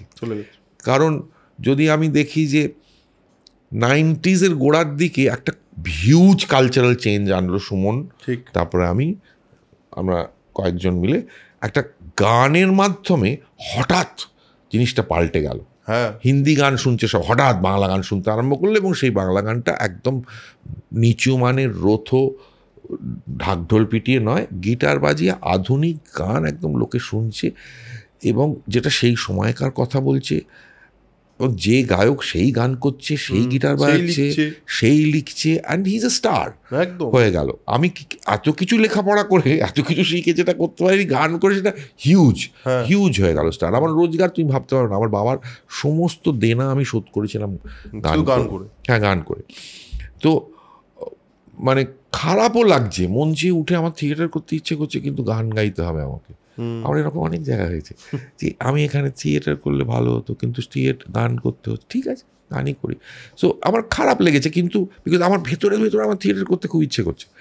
তো যাই হোক, তো আমি বলছি যে এইরকম যে এত বড় একটা চেঞ্জ এলো, ফ্যাশন, চিন্তা ভাবনা, অনেক কিছু চেঞ্জ হয়ে গেল। অবশ্যই চেঞ্জ হলো, লোকে গিটার কেনা শুরু করলো, গান লেখা শুরু করলো। আমাদের জেনারেশন, মানে আমি তোমাকে বলছি আমার জেনারেশন, তো ঠিক এক্স্যাক্ট পয়েন্টে সুমন এবং অঞ্জন দত্তকে আবিষ্কার করেছে, এবং তাতে দুটো ভিন্ন দিক পেয়েছি আমরা, যেখানে আমাদের মনে হচ্ছে যে আমরাও কিন্তু চেষ্টা করলে হয়তো একটা গান লিখতে পারি, এবং একটা সার্টেন ধরনের গান তোমার পছন্দ হচ্ছে, তুমি বিরক্ত হয়েছিলে বাংলা গান শুনছিলে না, হয়তো তুমি বাংলা গান শুনছিলে না, হয়তো বড় মাপের গায়করা গাইতো, কিন্তু তুমি শুনছিলে না, ফোনটি এ কিশোর কুমারের মতন গায়, ও মান্নাদের মতন গায়, বিরক্ত লেগে গেছে বাঙালির, ধর আমি শুনবই না, শুনছেই না, সে হিন্দি গান কি শুনছে ভগবান জানে, সে শুনছেই না, সে লাফিয়ে পড়ে শুনতে আরম্ভ করলো। সো এত বড় একটা চেঞ্জ, সেই চেঞ্জটা সিনেমায় ইনফিল্ট্রেট করলো না, ঠিক সেই চেঞ্জটা থিয়েটার ইনফিল্ট্রেট করলো না, এটাও ক্ষতি হয়ে গেল আমার মনে হয়। এটা একটা বিরাট ক্ষতি। আজকে যদি 4-5টা বড় লেখক আসে এবং তাদের যদি সিনেমায় ব্যবহার না করা হয়, আজকে যদি থিয়েটার থেকে খুব বড় বড় 4-5টা অভিনেতা বেরোয়, তাদের যদি সিনেমায় না ব্যবহার করা হয়, তাহলে বিরাট ক্ষতি। ঠিক, কারণ এই যে থিয়েটার থেকে কত লোক, মানে উৎপল দত্ত, অজিতেশ বন্দ্যোপাধ্যায় থেকে, থিয়েটার থেকে কত মানুষ সিনেমায় গেছে বলে তো সিনেমা সমৃদ্ধ হয়েছে। ঠিক, হয়তো কেউ তপন সিংহর হাত ধরে গেছে, অন্য কেউ সত্যজিৎ রায় বা মৃণাল সেনের হাত ধরে গেছে, কিন্তু তারা তো সিনেমাকে সমৃদ্ধ করেছে থিয়েটার থেকে। তো এই যে interchange and big thing happens in cinema, suddenly হঠাৎ 4-5টা দারুণ ছবি হলো, যেগুলো হই করে দর্শক দেখতে আরম্ভ করলো। যে চেঞ্জটা ওই সময় হয়েছে, ওরকম আরেকটা চেঞ্জ। হ্যাঁ, মানে সে অপর্ণা সেনের পরমা কি আর মানে কোট আনকোট আর্ট ফিল্ম? তা তো নয় তো একেবারে 36 চৌরঙ্গি লেন, পরমা বা পারমিতার একদিন তো নয় পপুলার সিনেমা, কিন্তু তার মানটা অন্য। ঋতুপর্ণর ছবিগুলো তো পপুলার সিনেমা, আমি যেগুলো করেছি সেগুলো আলাদা, প্রত্যেকটাই আলাদা। একটা ছবিতে কেউ ইংরেজি বলছে, একটা ছবিতে কেউ অন্য কিছু বলছে, একটা ছবিতে, বাট শিক্ষিত মানুষরা সিনেমা করতে আসে। এইবার সেই সিনেমার দর্শক যদি তারা যদি বা অনেক দত্ত একটা ভূতের ভবিষ্যৎ করে ফেললো, একটা টাইম এসেছিল কিন্তু অনেকে, আমি অনেকের নাম বলতে পারি যে তারা একটা দুটো সিনেমা ইন্টারেস্টিং করতে আরম্ভ করছে, অ্যান্ড ইট ইজ এনরিচড হচ্ছে, মজা হচ্ছে। তারপর যদি সমস্তটা আস্তে আস্তে যত ডিজিটাল ইরার বা যত এই ডিজিটালাইজেশনটা বাড়ছে, অ্যালগোরিদমস হ্যানা ত্যানা এইসব দিয়ে প্রডিউসার, ডিস্ট্রিবিউটার এরা টেক ওভার করে নিচ্ছে, এবং দি আর্টিস্ট তার নিজের জায়গাটা রাখতে পারছে না, তখন তো প্রবলেম হবেই, তাহলে তখন সরে যাবে অডিয়েন্স, সরেও গেছে। তোমার কি মনে হয় ইচ্ছে যখন হয়েছিল শিবপ্রসাদ, সেই শিবপ্রসাদকে আমি আই এম সরি, কেউ আমাকে ভুল ভাববেন না, আমি শিবপ্রসাদকে খুব বড় অভিনেতা, ভালো অভিনেতা মনে করি, বড় না হোক ভালো অভিনেতা। নান্দিকার অতদিন সে অভিনয় করেছে, অভিনয় শিখেছে এবং ইন্টেলিজেন্ট মনে করি, এবং তার ইচ্ছে ছবিটা আমার খুব ভালো লেগেছিল। কিন্তু তার পরের দিকের ছবি যথেষ্ট জনপ্রিয় হয়েছে, কিন্তু আমি মানতে পারবো না সেগুলো অত্যন্ত উন্নত মানের, ইচ্ছের মতো উন্নত মানের বলেও আমার মনে হয়নি। সেটা শিবপ্রসাদ ইচ্ছে করেই করেছে। আমার কথাটা হচ্ছে যে পপুলার জিনিসকে খুব উন্নত মানের হতে হবে, না হলে কালচারাল একটা ডিক্লাইন হবে, এবং ভয়ঙ্করভাবে ফাইনালি বাজারের ক্ষতি হবে, বাজারের ক্ষতি হয়ে যাবে, মিউজিক ইন্ডাস্ট্রির ক্ষতি হয়ে যাবে যদি সমস্ত গানই একটা ভাটিয়ালি ফোক না কি পুরাতনই হয়ে যায়, তাহলে মিউজিকের ক্ষতি হয়ে যাবে। তোমাকে চাই যদি একটা যুগ শুরু হয়, আজকে এসে আমরা কেন পুরাতনী গান ভাববো, সেটা কেন ভাববো? এইটা দেখুন আমি এখানে না মানে হঠাৎ এসে নিজের থিয়েটারটা প্রমোট করবো ভেবে আমি লোককে নিন্দে করতে চাই না, কিন্তু আমি অনেস্টলি বলতে চাই যে আমার মনে হয় আমরা একটা অনেক রিচ একটা কালচারাল হেরিটেজ, অনেক বড় একটা জায়গা থেকে আসছি। সেখানে শহর খুব ইম্পর্ট্যান্ট, শহরের মানুষ খুব ইম্পর্ট্যান্ট। শহর ডিফাইন করবে সব সময়, নাগরিক জীবনবোধ ডিফাইন করবে যে কিরম সিনেমা হবে, কিরম থিয়েটার হবে, কিরম গান হবে, কীরকম জামা কাপড় পরবে মানুষ। সেটা একটা শহুরে মেজাজ থেকে আসবে এবং সেটা আস্তে আস্তে মফস্বলের মানুষ সেটাকে নেবে, সেখান থেকে গ্রামের মানুষও খানিকটা আস্তে আস্তে নেবে। কিন্তু গ্রামে কি হচ্ছে সেটা থেকে শহরের উন্নতি কি করে হবে, মানে এই সোসাইটিতে অ্যাটলিস্ট, মানে এই সোসাইটিতে সেটা হওয়া মুশকিল। আমি জানি না আমি বোঝাতে পারছি কিনা। আমি গ্রাম্য সংস্কৃতিটাকে যখন বলছি তখন গ্রামকে ছোট করছি না। এই শহরেও অনেক মানুষ রয়েছে যাদের মানসিকতাটা গ্রাম্য। আমি এটা বলছি, গ্রাম্য কথাটার অর্থ আলাদা আর গ্রামীণ সংস্কৃতি কথাটার অর্থ আলাদা। ঠিক ঠিক। ফোক, পল্লীগীতি এগুলোর একটা ডেফিনেটলি একটা জায়গা আছে এবং সেটা চলবে, ধারাবাহিকতা আছে। কিন্তু গ্রাম্য চিন্তা মানে হচ্ছে পিছিয়ে পড়া, রিগ্রেসিভ চিন্তা ভাবনা। সেইটা যখন চলে আসে তখন ওভারঅল ক্ষতি হয়। আজকে বাংলা সিনেমার লোক নেই, বাংলা সিনেমার পাশে দাঁড়াও, বোকামির শেষ কথা। কেন দাঁড়াও ভাই, খুব খারাপ সিনেমা হচ্ছে, দেখতে যায় না কেউ, দেখতে যায় না কোনো শিক্ষিত লোক। ধর বাংলা সিনেমা দেখবো না, সেখানে ইংরেজি সিনেমা দেখছে, এটা ওটা করছে। এটার জন্য কিন্তু শুধু সিনেমা দায়ী নয়, আমার মনে হয় পলিটিক্সও দায়ী। ইংরেজি ভাষাটা ম্যান্ডেটরি, এটা কেন পাল্টে দিল আগের গভর্নমেন্ট? ইংরেজি ভাষাটা দরকার, ইংরেজি শিখতে হবে। ইংরেজি না শিখলে আমি পৃথিবীর সঙ্গে কানেক্ট করবো কী করে? এরকম অনেক কিছু ছোটো ছোটো জিনিস, মানে সামাজিক চেঞ্জ, রাজনৈতিক চেঞ্জ আমাদের ক্ষতি করে দিয়েছে, আমাদের চিন্তাভাবনার গ্রোথটাকে ক্ষতি করে দিয়েছে। আমরা আধুনিক বলতে কি সেটা বুঝতে পারি না। আধুনিক মানেই একটা জামা কাপড়, আধুনিক মানে একটা টেলিফোনের মডেল, এটা ভুল। আধুনিক তো এখানে মাথায়, সেইটা বোধহয় আমার মনে হয় একটা ভুল মানুষের কাছে। মানে একটা ছেলে বা একটা মেয়ে বড় হচ্ছে, তার কাছে ক্লিয়ার নয় যে সে কোথায় রয়েছে, কারণ রাস্তার নাম পাল্টে গেছে, এটা পাল্টে গেছে, ওটা পাল্টে গেছে। আমিও তুমি এখনো পার্ক স্ট্রিট বলবো, কিন্তু আসলে রাস্তার নামটা কিন্তু মাদার টেরেসা সরণি হয়ে গেছে। তবু আমরা পার্ক স্ট্রিট বলছি কেন? এটা অভ্যেস। এই অভ্যেসটা আছে বলেই কিন্তু আমরা এখনো পার্ক স্ট্রিটের মেজাজটাকে ধরে রেখেছি কথাবার্তায়।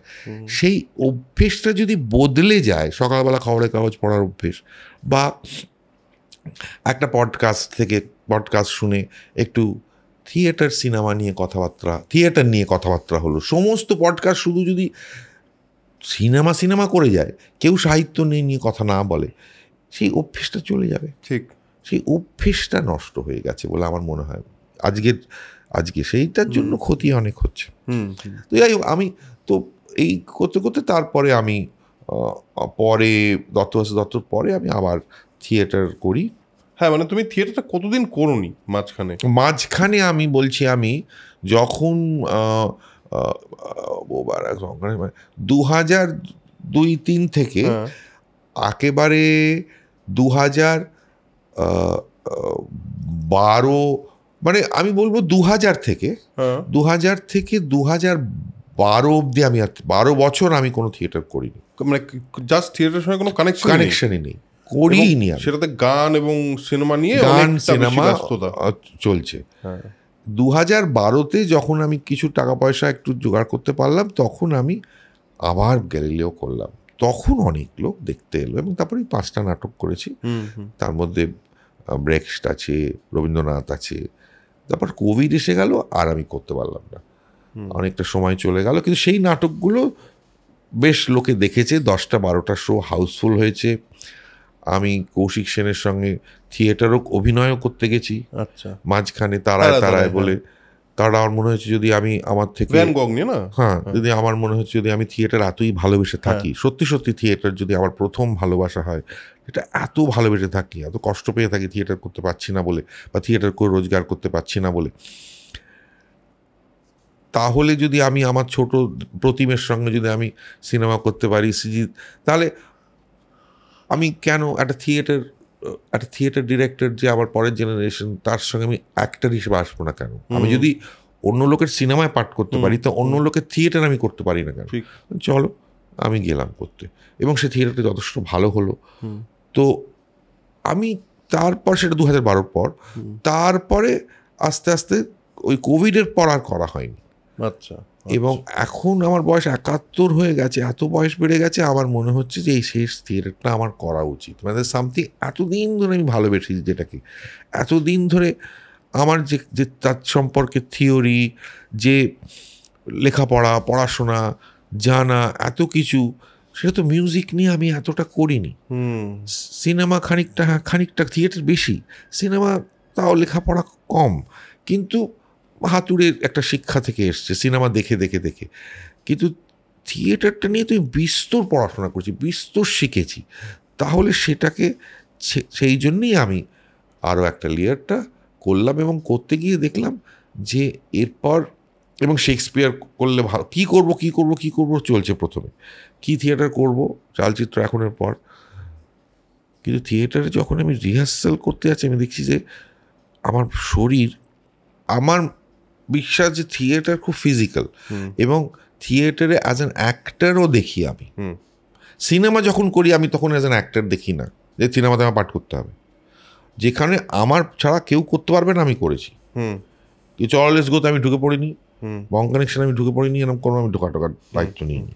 কিন্তু যেখানে আমার মনে হয়েছে আমার ঢোকা দরকার, এই, এবং কোনো ক্ষেত্রে গান গাওয়ার পর, নাম করার পর প্রডিউসার বলেছে যে আপনি 4টে নতুন লোককে নিচ্ছেন, আপনি তাহলে পাঠ করুন। প্রডিউসার আমাকে বলেছে, ফোর্স করেছে, হ্যাঁ আপনি একটা ঢুকে পড়ুন, একটা কিছু না হলে হবে না, ওইটা দিয়ে পোস্টার ভ্যালু হাবি যাবি। তখন আমি বাধ্য হয়ে করেছি, কিন্তু সেটা আমার মানায় বলে। কিন্তু থিয়েটারটা আমি অ্যাজ অ্যান অ্যাক্টার হিসেবে দেখি বলে খানিকটা হয়তো লরেন্স অলিভিয়ার, সমমিত, এদের মতো আমি, বা অজিতেশ দার মতন, বা যে কোনো অ্যাক্টার ডিরেক্টরের মতন শুধু ডিরেক্টর হিসেবে দেখিনি, কম দেখেছি। সেই জন্য নিজেকেও অ্যাজ অ্যান অ্যাক্টর হিসেবে দেখছি। এমন একটা চরিত্র আমায় নিতে হচ্ছে, যখন এই প্রফেশনাল সবাইকে পয়সা দিয়ে করছি, সেই চরিত্রের বয়সটা, গ্যালিলিওর বয়স ইজ ওকে লেট 50s, চলো এই গ্যালিলিওটা করি।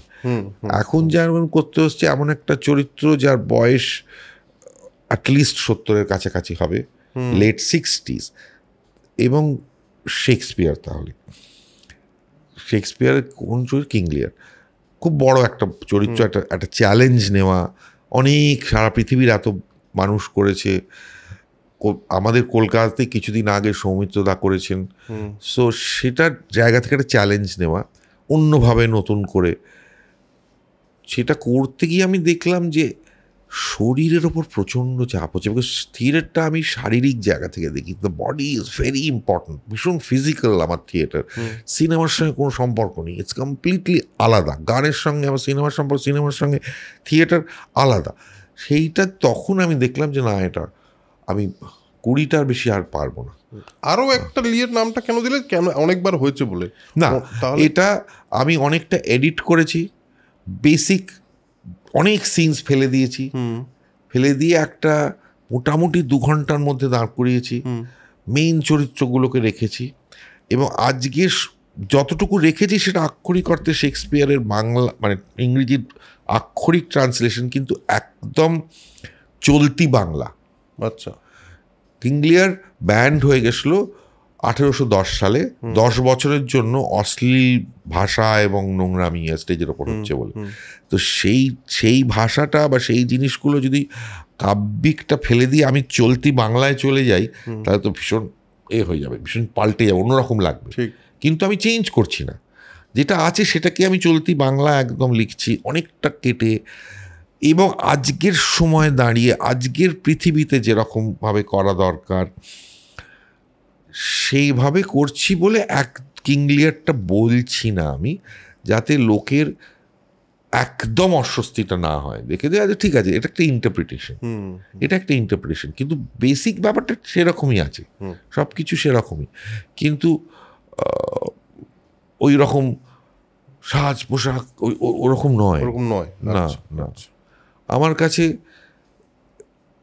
কিং লিয়ার একটা দুঃস্বপ্ন, একটা দুঃস্বপ্নের মতো একটা এক্সপিরিয়েন্স। মানে আমরা যখন দুঃস্বপ্ন দেখি, আমরা উঠে ভাবি, একটা ভয় একটা ধাক্কা পাই, কি দেখলাম, এটা কেন দেখলাম। তো সেই দুঃস্বপ্নটা কি দেখেছি আমার কাছে পরিষ্কার। আমি দেখেছি আমি ওপর থেকে পড়ে আছি, কিন্তু কেন পড়ে যাচ্ছি আমি, এটা কেন দেখলাম আমি জানি না। সো আমি ভাবছি, তারপর ভাবাচ্ছি আমাকে, এটা কেন দেখলাম, এটা কেন দেখলাম, এটা কেন দেখলাম। তাহলে কি আমার মধ্যে কোনো অ্যাংজাইটি আছে? আমার কোনো অ্যাংজাইটি আছে? ওই লোকটা আমাকে ছুরি নিয়ে মারতে আসছে কেন, এটা কেন দেখলাম। এই যে কেনটা আমায় ভাবাচ্ছে, এই ভাবনাটা জরুরি। ভাবতে ভাবতে ভাবতে ভাবতে ভাবতে হয়তো আমি একটা একটা সিদ্ধান্তে পৌঁছলাম। সো একটা দুঃস্বপ্ন দেখলে একটা মানুষ ধাক্কা খায় এবং ভাবে। আমার মনে হয় মানুষের নাটক দেখতে এসে একটা ধাক্কা খাওয়া জরুরি এবং প্রশ্ন করা জরুরি। মানে এই সময় দাঁড়িয়ে যে চতুর্দিকে একটা নোংরামির চূড়ান্ত অবস্থা, নক্ষত্রর 12টা বেজে গেছে, ওজোন লেয়ার ফুটো হয়ে গেছে, মানে বিচ্ছিরি অবস্থা, সেখানে বারবার করে স্বপ্ন দেখানোটা বোধহয় শরীরের পক্ষে ঠিক নয়। মাঝে মাঝে দুঃস্বপ্নেরও প্রয়োজন আছে, একটু দুঃস্বপ্ন, একটু ধাক্কা খাওয়ার দরকার আছে, কি হচ্ছে চতুর্দিকে।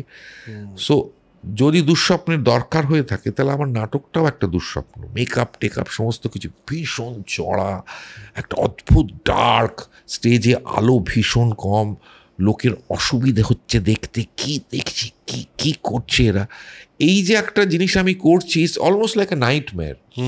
এবং সেখানে কিং লিয়ার থেকে তাড়িয়ে দেওয়া হলো, খুন করছে, ওকে প্রেম করছে, মরে গেল, সবই আছে, কিন্তু একটা দুঃস্বপ্নের মতন।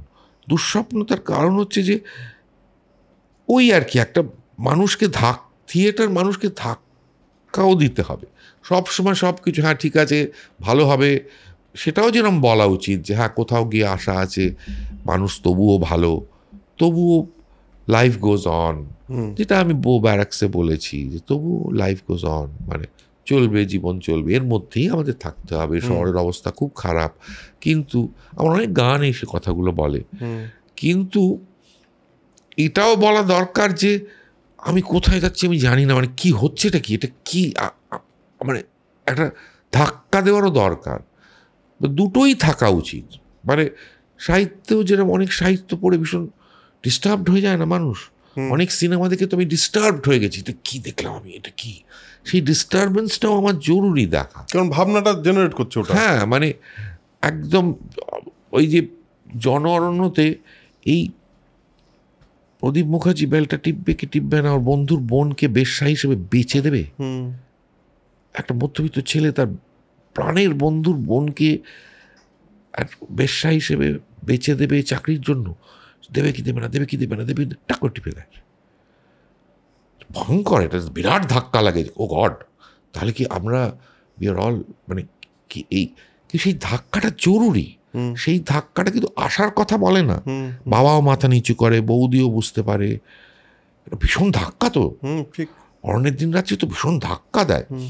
এই ধাক্কাটাও জরুরি, আবার গুপি গাইন বা গামাইনও জরুরি। আমি বলছি সবটাই, ধাক্কাটা প্রচন্ড দরকার। মানে মাঝে তুমি মাঝে বলছো এই আশার কথাও বলা যেমন দরকার, তেমনই কোএক্সিস্ট করা দরকার, যে এই আইডিয়াটাও যে একটা ধাক্কা আমাদেরকে আমাদের যে ভাবনাগুলো, যে কোর জায়গাগুলো, যে জায়গাগুলো হয়তো আমরা কেটারি করছি না, আমরা ঢুকছি না সেই অবধি, সে ধাক্কাগুলো আমাকে সেই জায়গা থেকে কিছুটা প্রশ্ন ভাবাতে, করা, প্রশ্ন করতে, আচ্ছা আমি যা দেখছি চারিদিকে সেটার সম্পর্কে আমি যথেষ্ট অ্যাওয়্যার তো অ্যাওয়্যার করা বা প্রশ্ন করানো। মানে আমি বলছি যে একটা সিনেমা দেখে তো মানুষের পদাতিক দেখে তো আমার প্রশ্ন করতে ইচ্ছে করে। মানে মানে চালচিত্র থেকে কোথাও গিয়ে একটা আমরা ভালো লাগে যে কলকাতাটা তাও মানে খুঁজে পেল ছেলেটা, এটা একটা ভালো লাগা।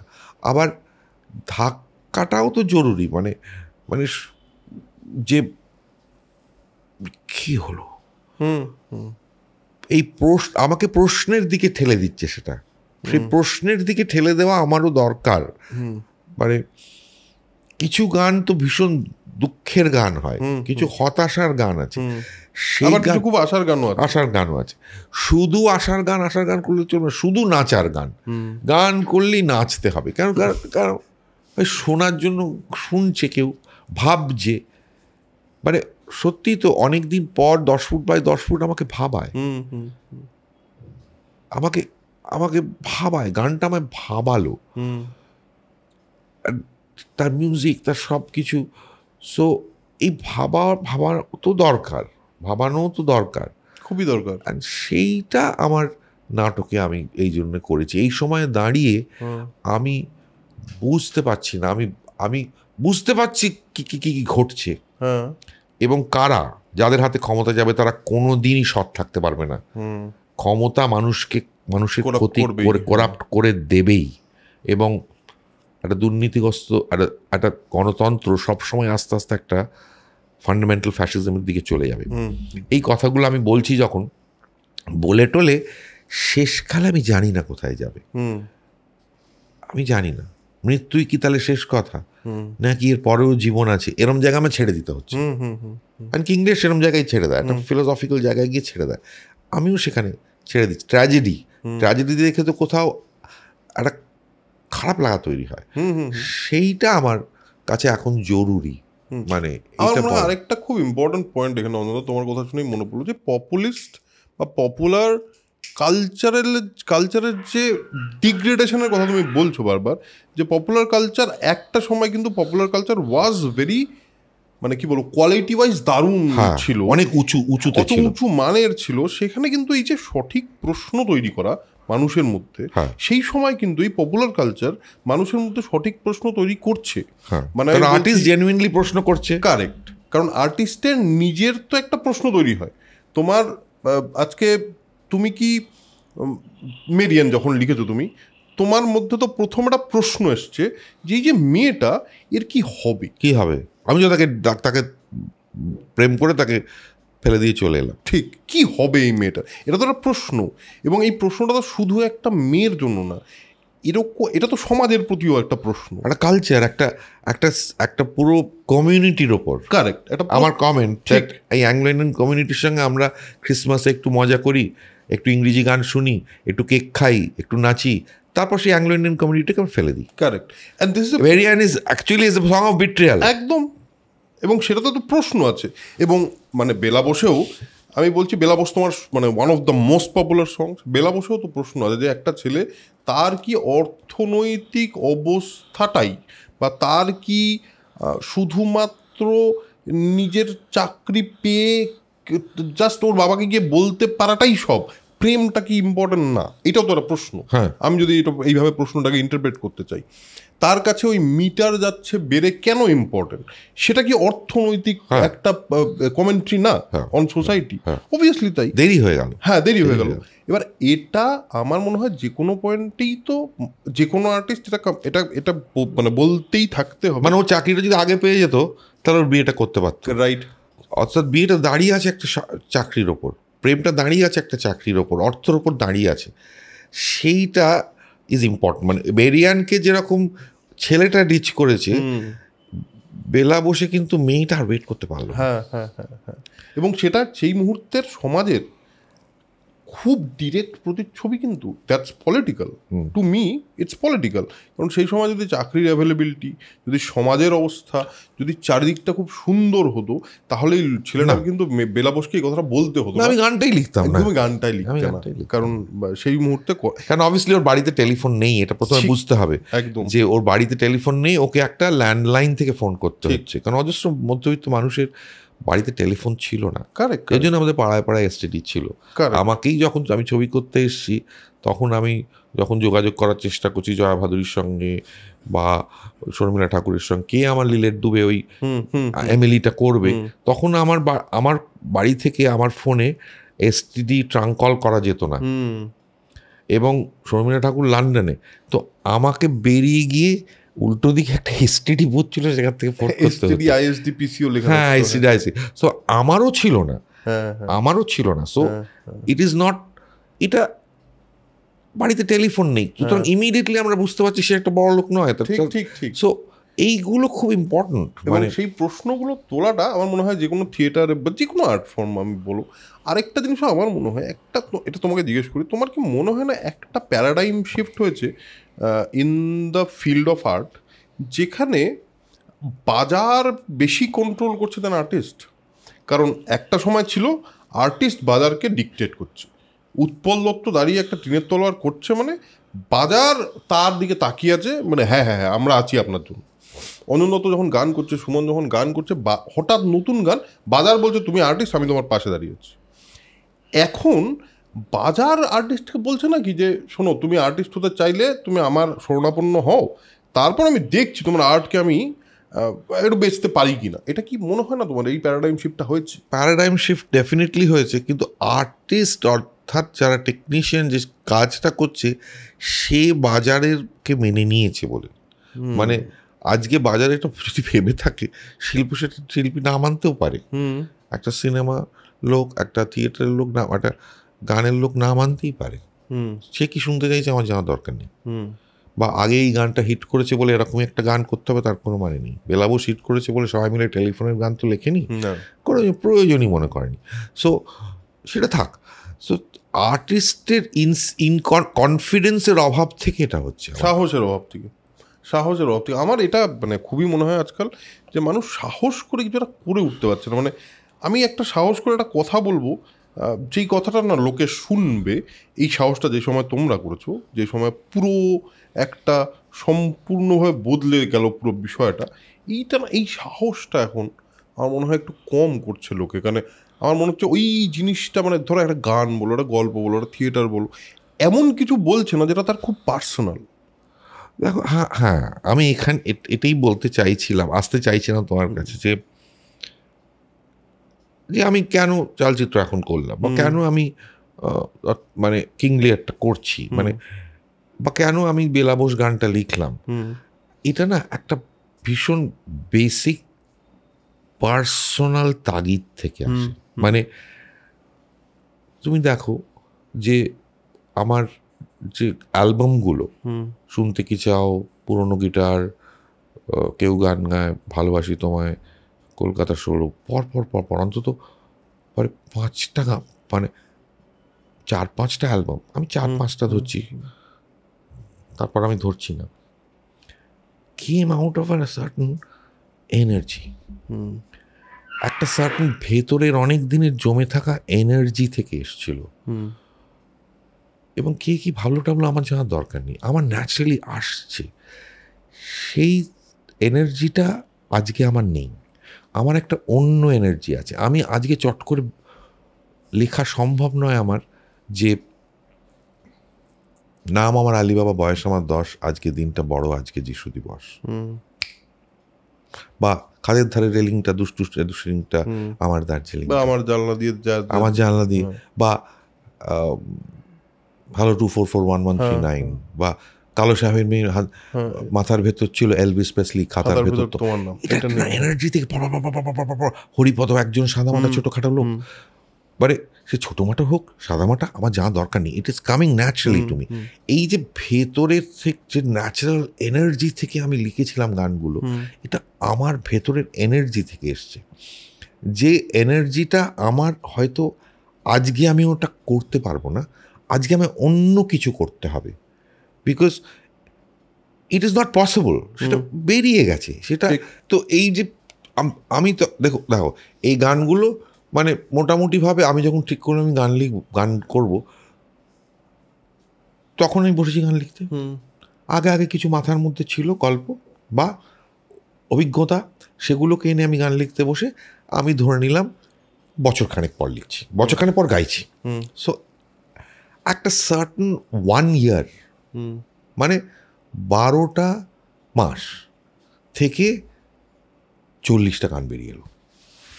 আর I did not record any song যেটা আমি বলবো মানে হাতে গোনা 4-5টা গান ওই সময় আমি আর রেকর্ড করিনি, কিন্তু 4-5টা মানে 45টা গান থেকে বছরের পর বছর আমি লিখে যাচ্ছি। মানে আর একটা অ্যালবাম শেষ হলো তারপরের জন্য আমি লিখছি, তারপর একটা অ্যালবাম শেষ হলো তারপরের জন্য আমি লিখছি। এরকম নয় যে অনেক দিন আগে লিখে খাতার তলায় পড়েছিল সেটা বার করে এনে সেটা আমি গাইতে বসলাম।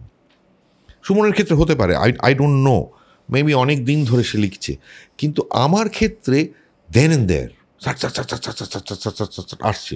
এতদিন কার আমি সিনেমা করতে পারছি না, করতে পারছি না, আমার শহর কলকাতা থেকে আমি যা পাচ্ছি it's coming from N energy. সেই ম্যাজিকটা আর রিক্রিয়েট করা আমার পক্ষে সম্ভব নয়।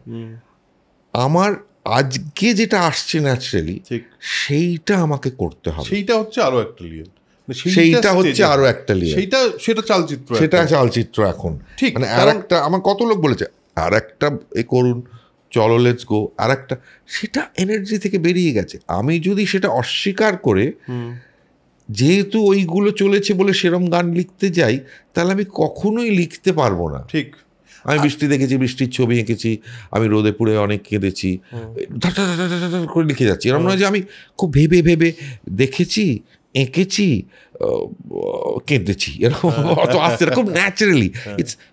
এটা বিশ্বাস করা কঠিন আপনাদের, কিন্তু এটা খুব ন্যাচারালি এসে যাচ্ছে আমার কাছে, খুব ন্যাচারালি এবং খুব তাড়াতাড়ি এসে যাচ্ছে। সুরটাও খুব তাড়াতাড়ি এসে যাচ্ছে।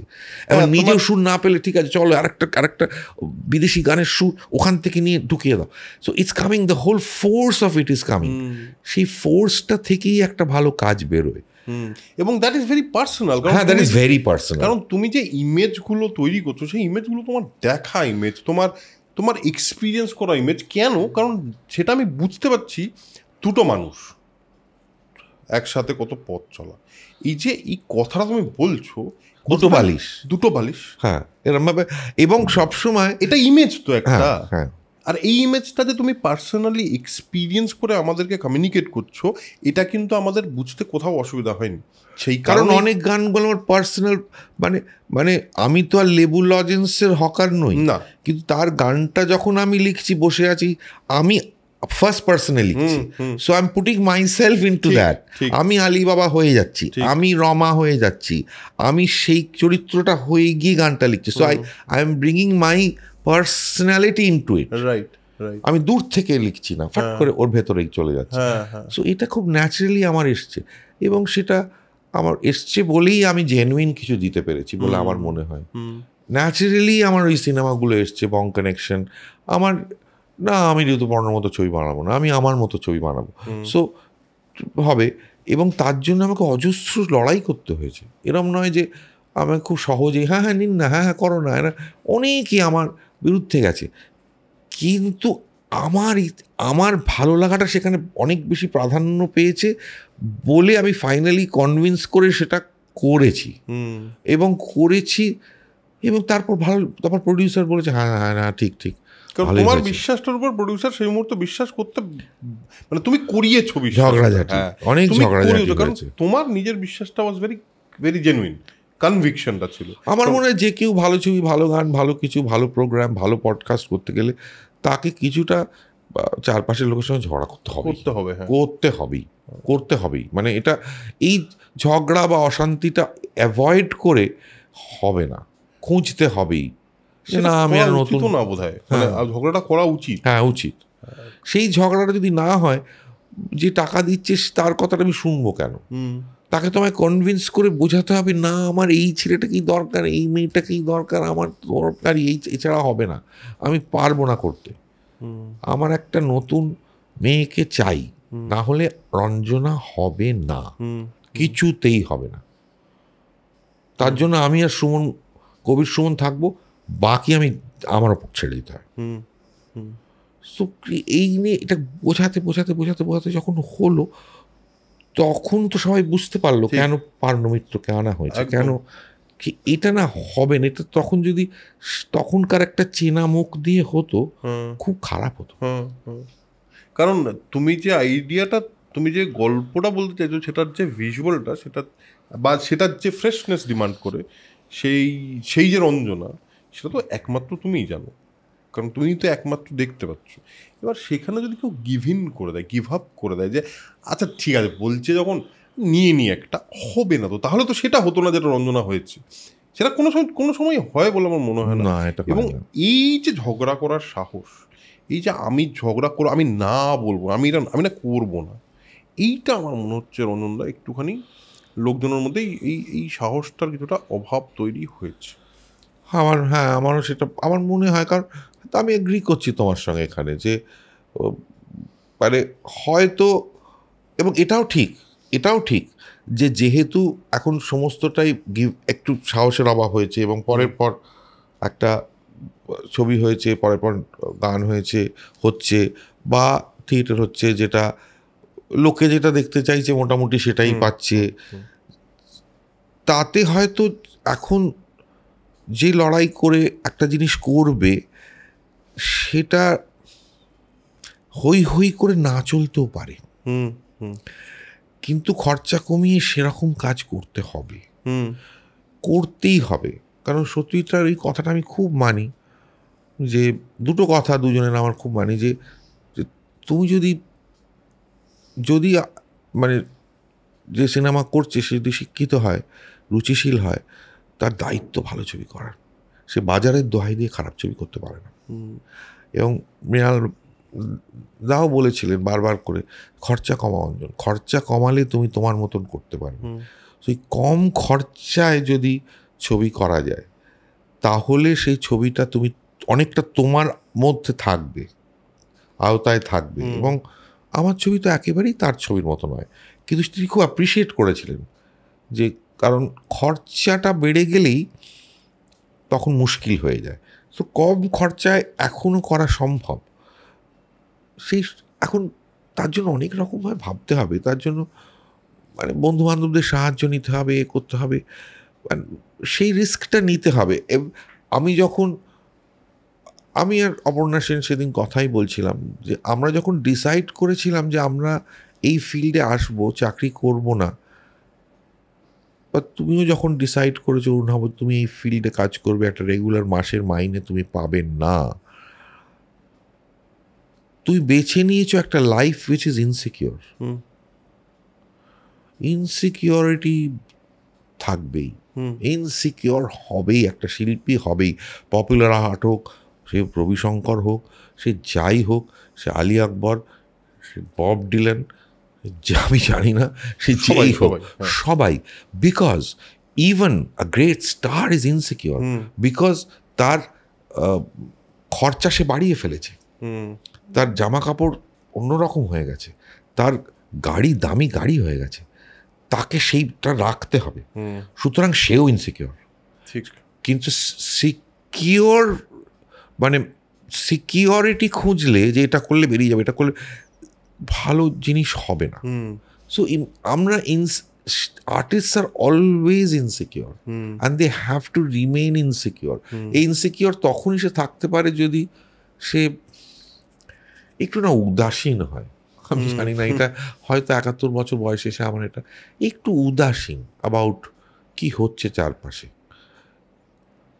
ওইটাই আমি বলছিলাম যে আগে যতটা আমি জড়িয়ে পড়েছিলাম জীবনের সঙ্গে, আমি তাড়াতাড়ি করে গান লিখতে পারছি, তাড়াতাড়ি করে একটা এসে যাচ্ছে আমার কাছে ম্যাডলি বাঙালি, এই সময় সিনেমাগুলো, এখন আমি একটু উদাসীন। আমাকে একটু হলে হবে, না হলে হবে না, তারা নেই আর।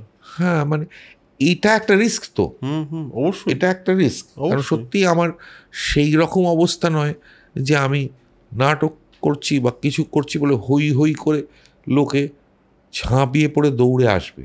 আমাকে একটা সোল কানেকশন খুঁজে নিয়ে সেখানেক্ষণ বক বক করে বা কিছু কথা বলে যদি মানুষের কাছে পৌঁছতে পারি, যদি কেউ আসে, 2-4টে টিকিট বিক্রি হয়, এই এই অভ্যেস থেকে সরে যাওয়া যাবে না। I have to keep trying. এবং সেই হয়তো সেটা মানে আমি যেটা করছি আমি জানি যে একটু বেশি এক্সপেরিমেন্ট, হয়তো মানুষের কাছে ভীষণ এক্সপেরিমেন্ট লাগতে পারে, দেখতে অন্ধকারের মধ্যে কি করছে এরা। কিছু লোক বুঝতে পারবে, ও আচ্ছা এটা অন্ধকার, সময় এটা অন্ধকার, পৃথিবীটা অন্ধকার, তাই মঞ্চটা অন্ধকার। এটা কেউ হয়তো বুঝতে পারবে, না বুঝতে পারলে অন্য লোকের অস্বস্তিতে পড়বে। কিন্তু না বাবা, লোককে অস্বস্তিতে ফেলার দরকার নেই, আলোটালো জ্বালিয়ে দে, ভালো দম করে আলো জ্বলুক, সবাই দেখতে পাবে। এই সেফ রাস্তাটা আমি নেব না, নেব না। এবং তার সঙ্গে সঙ্গে যদি আসেন ভাল লাগবে, প্লিজ আসুন, একটু ভাল লাগবে, এটাও করবে, এটাও করে যেতে হবে আমাকে। ইটস অদ্ভুত জিনিস। আমি কি করে পুরোটাই ওই দ্বন্দ্বের মধ্যে থাকা। আরেকটা জিনিস যেটা বললে সেটা হলো ইনসিকিউরিটি তো বটেই আর্টের জার্নি। যদি বলি, আমি আর্টিস্ট তো বলবো না, আর্টিস্ট বলাটা অনেক বড় ব্যাপার। তাই বলছি একজন আর্ট প্র্যাকটিস করার জন্য যে একটা ইনসিকিউরিটির দরকার পড়ে, সেখানে আবার আরেকটা অদ্ভুত ডাইকোটমি, সেটা আমি খুব ফিল করি। সেটা হলো নিজের ভেতরে নিজের কাজ নিয়ে খুব সিকিওর থাকতে হবে তোমাকে। মানে তুমি পৃথিবী থেকে ইনসিকিওর, পৃথিবীর তোমার এক্সিস্টেন্স নিয়ে তুমি ইনসিকিওর, অথচ ইন্টারনালি তুমি তোমার আর্ট নিয়ে খুব সিকিওর, বা তোমার কাজটা নিয়ে তুমি কি বলতে চাইছো সেটা নিয়ে তুমি খুব সিকিওর না থাকলে কনভিকশন আসবে। হ্যাঁ, শিওর থাকতে হবে, শিওর থাকতে হবে এইটা আমি করতে চাই, এইটাই আমি করতে চাই। এই যে ডাইকোটমিটা, এটা তো আমাদের মনে হয় যে কেউ যখন ডিসাইড করি আমরা, এটা তো মানে এটা তো ভেবেই নি যে এটাই সারা জীবন চলবে। এবং কন্টিনিউয়াসলি ওই সেলফ ডাউটটা যে আদৌ আমি যেটা ভাবছি সেটা ঠিক কিনা, আমি আদৌ যেটা করছি সেটা ঠিক কিনা, আবার এট দ্য সেম টাইম নিজেকে বলা না তুই যেটা ভাবছিস সেটাই ঠিক। মানে আমি বলছি যে নিজে যেটা করতে চাইছি সেটা আমার কাছে, বা নিজে যেটা করতে আসছে, মানে ভেতর থেকে আসছে, সেটা আমাকে করে যেতে হবে। অ্যাট দ্য সেম টাইম সেটা বিক্রি হবে, না হতেও পারে, আমি জানি না, কিন্তু আমায় করতে হবে। এই ডিকোটমিটা যদি চলে যায় একটা অভিনেতার জীবন থেকে, যে ঠিক আছে ভাই, আমি পার্টটা ভালো লাগছে না, ডিরেক্টরও ভালো লাগছে না, গল্পটা ভালো লাগছে না, কিন্তু এটা করে ফেলি, কারণ না হলে আমার লোকে ভুলে যাবে বা কী হবে, এটা করে দিই। এইটা একটা অভিনেতা করবে, নাকি সে অন্তর থেকে একদম বসে ভেবে যে এটা করে আমি কি আনন্দ পাবো, এটাতে আমি সর্বস্বকে দিয়ে দেবো, আমার সব কিছুকে দিয়ে দিতে পারবো এই অভিনয়টার জন্য, তাহলে আমি করব। এটা না খুব ইম্পর্টেন্ট। ঠিক। আমি যে I am going back to my acting self, because actor হিসেবে প্রথম আমি এসেছি। তার বলে কি আমি কোনো ছবি করিনি যেটা নিয়ে আমি মানে পরে অসুবিধা হয়নি, হয়েছে।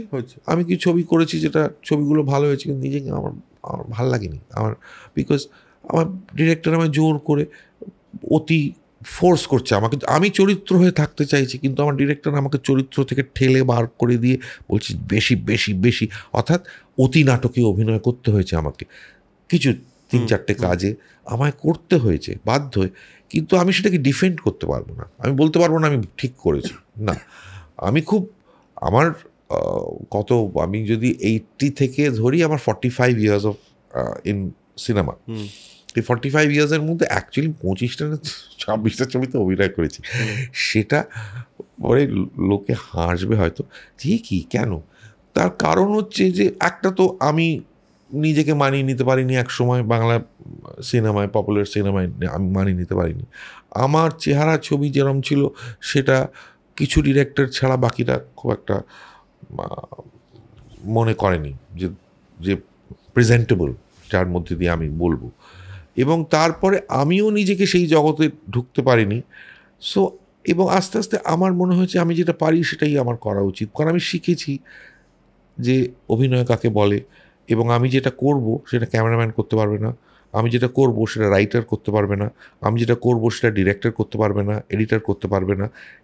যে জিনিসটা সেটা হচ্ছে অভিনয়, আমায় চরিত্রটা হয়ে থাকতে হবে।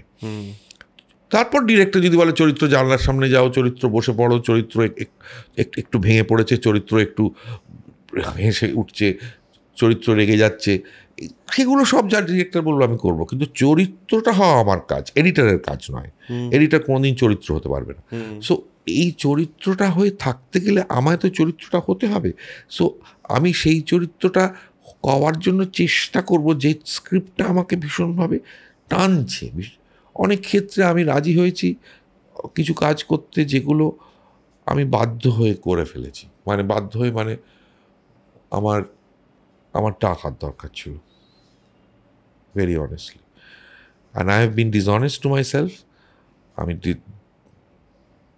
আমি ডিসঅনেস্ট টু আমার অ্যাক্টিং, ওই দু চারটে কাজ করে ফেলেছি আমি, যেটার জন্য আমি লজ্জিত। বাট ডাজন্ট ম্যাটার, ঠিক আছে, আমি অ্যাকসেপ্ট করে নিতেই হবে যে সব সময় হয় না। কিন্তু বাকি যে 20টা আই এম ভেরি প্রাউড, ওই বাকি 20টা আই এম ভেরি প্রাউড, যে হয়তো চলেনি ছবিগুলো, পরে দেখে লোকে বলেছে বাহ দারুণ হয়েছে, দত্তর মতন ছবি আপনি কি করে করলেন, চলেছে 1 সপ্তাহ নয়, 1 সপ্তাহ উঠে গেছে। এখন আমি জানি কথাটা আমার বলা দরকার, এবং সেটা যতটা আমি বুঝতে পেরেছি, এখানে অ্যাক্টররা তো নিজেরা সেই চরিত্রটা হয়ে যায়। সো একটা চিত্র পরিচালক যখন সে নিজের ব্যক্তিগত জায়গা থেকে একটা জিনিস করে, বা একটা গায়ক গীতিকার যখন ব্যক্তিগত জায়গা থেকে করে, তখন সেটা অনেক বেশি জেনুইন হয়। আর একটা হচ্ছে টিকে থাকার জন্য করা, টিকে থাকার জন্য করাটা আমার কাছে আমি মানতে পারি না। মানে সরি, আমি হয়তো, মানে একটা ডিরেক্টর পয়সা দরকার, তার সংসার চলবে, একটা অ্যাক্টর, কিন্তু আমি বলতে পারবো না, আমি কিছুতেই বলতে পারবো না, because I cannot justify them, I cannot justify that choice, that আমাকে টিকে থাকার জন্য আমায় খুব খারাপ একটা মেগা সিরিয়াল করতে হচ্ছে। যদি মনে করো সেটা খুব খারাপ, করো না, তার জন্য স্ট্রাগল করতেই হবে। মানে এটা না, মানে এটা একটা চিরকালীন ক্রাইসিস, এটাকে সহজভাবে বলা আমি কিছুতেই মানতে পারবো না। আর এটাও সবাই নিশ্চয়ই জানে যে আমার বাবা আমার কোটি কোটি টাকা রেখে যায়নি, বা লাখ লাখ টাকাও রেখে যায়নি, যেটা দিয়ে আমি সংসার চালাতে পেরেছি। আমি গান করতে পেরেছি, যে জিনিসটা সব থেকে কম সময় দিয়েছি, সেটার ভিত্তিতে আমি আমার অনেক দেনা শোধ করতে পেরেছি বাবার। সো আমার খুব খারাপ অবস্থা ছিল, গানটা যদি আমি না করতাম ক্ষতি হয়ে যেত। সিনেমা থেকে আমি অনেক কম টাকা পাই, কারণ তার বেশি সেই সিনেমাটা দিতে পারবে না আমাকে। এবং আমিও যদি একটা সার্টেন টাকা নিই, সেই টাকাটা আমি তুলে দিতে পারবো না, তার হাফ আমি তুলে দেওয়া উচিত আমার, অ্যাটলিস্ট সেটা আমি তুলে দিতে পারবো না ওর থেকে বেশি নিলে। সো সেটা আমার হিসেব নিজের কাছে, সেটা অনেকে বলছে তুমি কম নাও, কিছু করার নেই। মানে this is I have to believe in this, because সেই ছবিটাই তো কম টাকায় হচ্ছে, সেই ছবিটাই তো অন্যরকম একটা ছবি হওয়ার চেষ্টা হচ্ছে, সেটা অনেক বড় বাজেটের ছবি না, আমার পাশে একটা বিরাট স্টার নেই, ছবিটা টেনে নিয়ে বেরিয়ে চলে যাবে। So I have to take the responsibility. So সেখানে আমি যেটা মানে মানে এটা নিয়ে আমার কোনো রিগ্রেট নেই, এবং যেখানে তোমার এই পুরো একটা কি বলবো, একটা কালমিনেশন আছে, যেটা আমার মনে হলো, কারণ এই থিয়েটারটা আরও একটা লেয়ার, কিন্তু তোমার একটা থিয়েটার, সিনেমা, গান, এই সমস্তটা শুরু তো থিয়েটার, তা নাহলে তুমি কিছুই করতে না, যেটা তুমি প্রথমেই বললে। এটা তো একটা কালমিনেশন আছে, মানে দিস ইজ লাইক, হ্যাঁ এইটা আমি শেষবারের জন্য নিজেকে মঞ্চে I want to celebrate my self, মানে আমার থিয়েটারের জার্নিটা আমি সেলিব্রেট করতে চাই, আমি যেখান থেকে শুরু করেছিলাম সেটা আমি রিভিজিট করতে চাই। যেই কারণে তুমি আজকে এই পডকাস্টটা এলে, এই আড্ডাটা, মানে এই আড্ডাটার কারণটাও তো সেটা, যে আমি আরেকটু বেশি মানুষের কাছে পৌঁছই, আর কিছু মানুষ আমায় দেখুক স্টেজে হয়তো। এবং ইউর অ্যাবসলিউটলি কারেক্ট। এবং আমার যে এতদিনকার থিয়েটার, গান, সিনেমা, হাবি জাবি নয়, যা যা করে এসছি, তার একটা টোটালিটি আছে আরও একটা লেয়ারে, যে গিয়ে যদি বসে দেখে চুপ করে, সে বুঝতে পারবে যে তারও একটা টোটালিটি এর মধ্যে সে খুঁজে পাচ্ছে। মানে আবহ মিউজিকের মধ্যে, আমার ডিজাইনের মধ্যে, সব কিছুর মধ্যে, যে মানে এটা করতে পারছি কারণ এতগুলো জিনিস আমি করেছি বলে। ঠিক। আমার থিয়েটারে হঠাৎ করে দুম করে একটা সিনেমা হতে আরম্ভ, একটা বেশ কিছুক্ষণ ধরে ফিল্ম চলে। এটা সম্ভব বিকজ আমি সিনেমা করেছি। ঠিক ঠিক ঠিক। হঠাৎ কিছুক্ষণ ধরে একটা সিনেমা চলছে, কি একটা থিয়েটারের মধ্যে, সমস্ত কিছুর একটা কালমিনেশন। ঠিক ঠিক ঠিক, সেটাই আমি সেটাই আমি বলার চেষ্টা করছি। আর এটা আমার মনে হয় মানুষ বা দর্শক হিসাবে আমাদের তো এটা এক্সপিরিয়েন্স করা উচিত। মানে এটা আমি পার্সোনালি অঞ্জন দত্ত একজন প্রাথমিকভাবে ফ্যান, কারণ আমি ছোটোবেলায় যখন অঞ্জন দত্ত আমার কাছে প্রথমবার আসে তখন তো আমি ওই শুনতে কি চাও তুমি, এই অদ্ভুত অসুর বেসুর, এটা তো শুনেছি আমি, এবং শুনেছি মানে আমার মনে হচ্ছে এটা আবার কি গান, মানে সেটা তো আমার মনে হয়েছে মানে অঞ্জন দত্ত তো আমার কাছে এইভাবে এসছে। তো আমি সেখান থেকে যদি অঞ্জন দত্তের সঙ্গে আমার পরিচয় হয় তাহলে আমার অঞ্জন দত্তের সঙ্গে এই পরিচয়টাও তো করতে হবে, কারণ এটা তো আমারও জীবনের একটা জার্নি যেখানে অঞ্জন দত্ত আমার সঙ্গে ছিল। এবং আমার মনে হয় আমার মতো প্রচুর মানুষ আপনাদের যার সঙ্গে না একটা কিছু মানুষের একটা কানেকশন হয়ে যায়। তো ইউ অলসো ফিল, তুমি নিশ্চয়ই ফিল করো যে প্রচুর মানুষ তোমার সঙ্গে কানেক্ট করতে পারে। আমার মনে হয় সেই পয়েন্টটা এক্সপিরিয়েন্স করাটা ইজ ভেরি ইম্পর্ট্যান্ট। আমার এই কারণে মনে হয় আরও একটা লেয়ার, আরও অনেক মানুষদের দেখা উচিত। যতজন মানে আসতে চাইছে ভেতরে, আমরা এটা তো মানে আবার তো মানে পরপর অনেকগুলো হলে সিনেমার মতো নয়। ঠিক ঠিক, মানে 1 তারিখ ফেব্রুয়ারিতে ম্যাক্সিমাম 400 লোক আসতে পারে।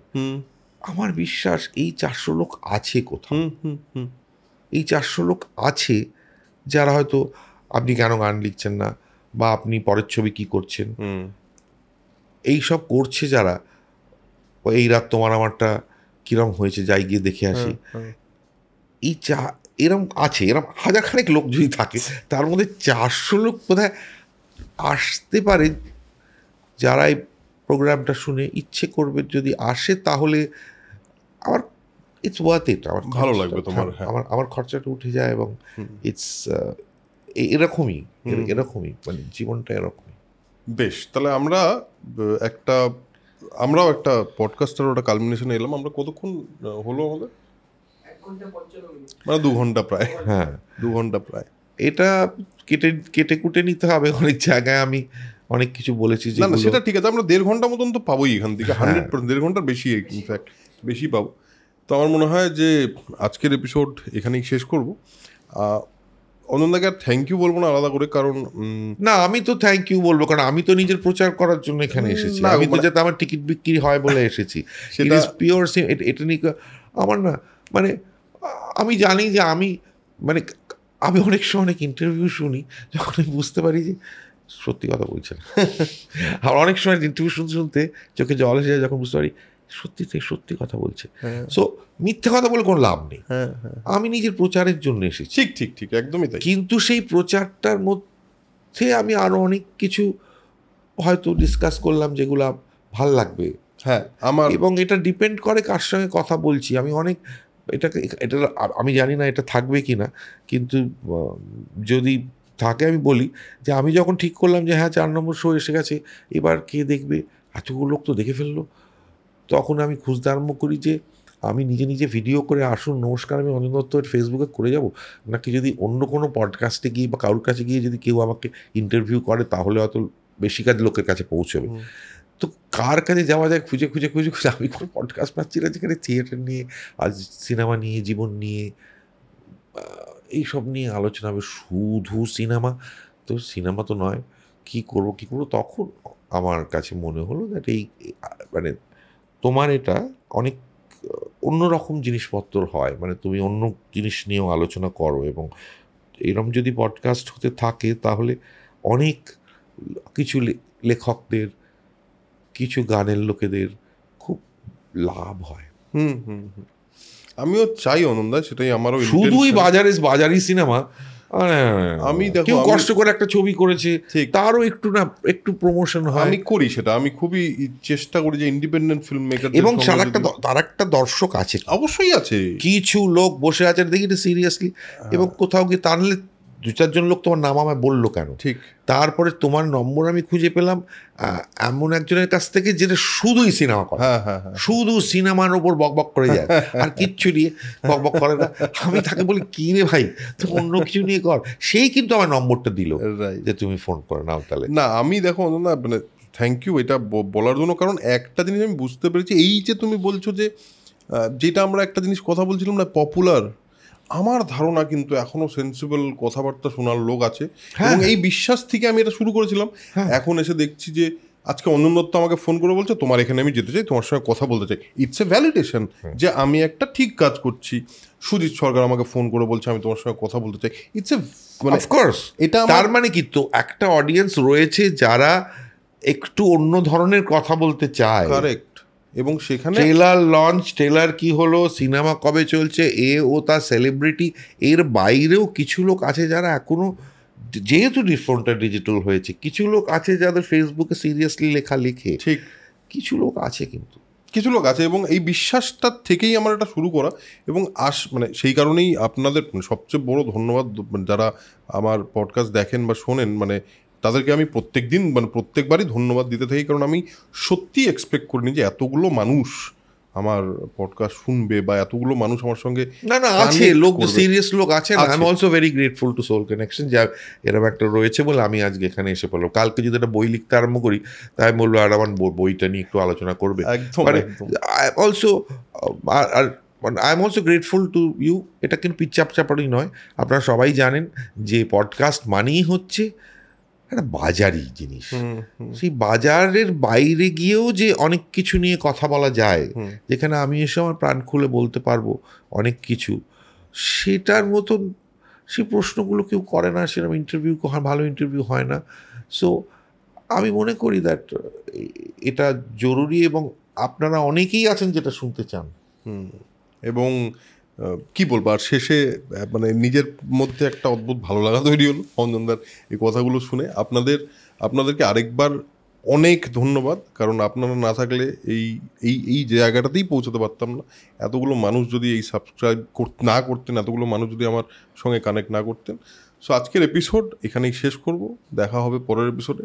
আর ততক্ষণের জন্য দেখতে থাকুন সোল কানেকশন পডকাস্ট, আর ছড়িয়ে দিন আরও বেশি, যাতে আরও বেশি মানুষের সঙ্গে তাদের ভেতরের মানুষটাকে আরেকটু বেশি বের করে আনতে পারি, আরেকটু এমন কিছু কথাবার্তা বলতে পারি যে কথাবার্তাটা সেই অর্থে কোট আনকোট বাজারি না, তন্ত্রমন্ত্র না, মানে খুব পরিষ্কারভাবে বলতে গেলে, ভূত নয়, পরিষ্কারভাবে বলতে গেলে। পার্সোনালি নেবেন না, কিন্তু এটা সত্যি কথা। আমি ওটার বাইরে কিছু করার আমার খুব ইন্টারেস্ট, এবং সেই কারণেই আজকে যতটুকু মানুষ কানেক্ট করতে পেরেছে বলে আমার ধারণা। থ্যাংক ইউ অঞ্জনদা, আমার খুবই ভালো লাগলো, এবং আশা করি আপনাদেরও ভালো লেগেছে। কেমন লেগেছে অবশ্যই কমেন্টে জানাবেন। আর শেষে যেটা আমি সবসময় বলি সেটা হলো স্প্রেড নলেজ আর স্প্রেড পজিটিভিটি, বিকজ নেগেটিভিটি থাকবে, বাকি সব কিছু থাকবে, বাট তার মাঝখানেও আমাদেরকে আদার সাইডটা তো দেখতেই হবে। So spread knowledge, spread positivity, because knowledge is power and positivity is very very powerful. Tata, দেখা হচ্ছে পরের এপিসোড।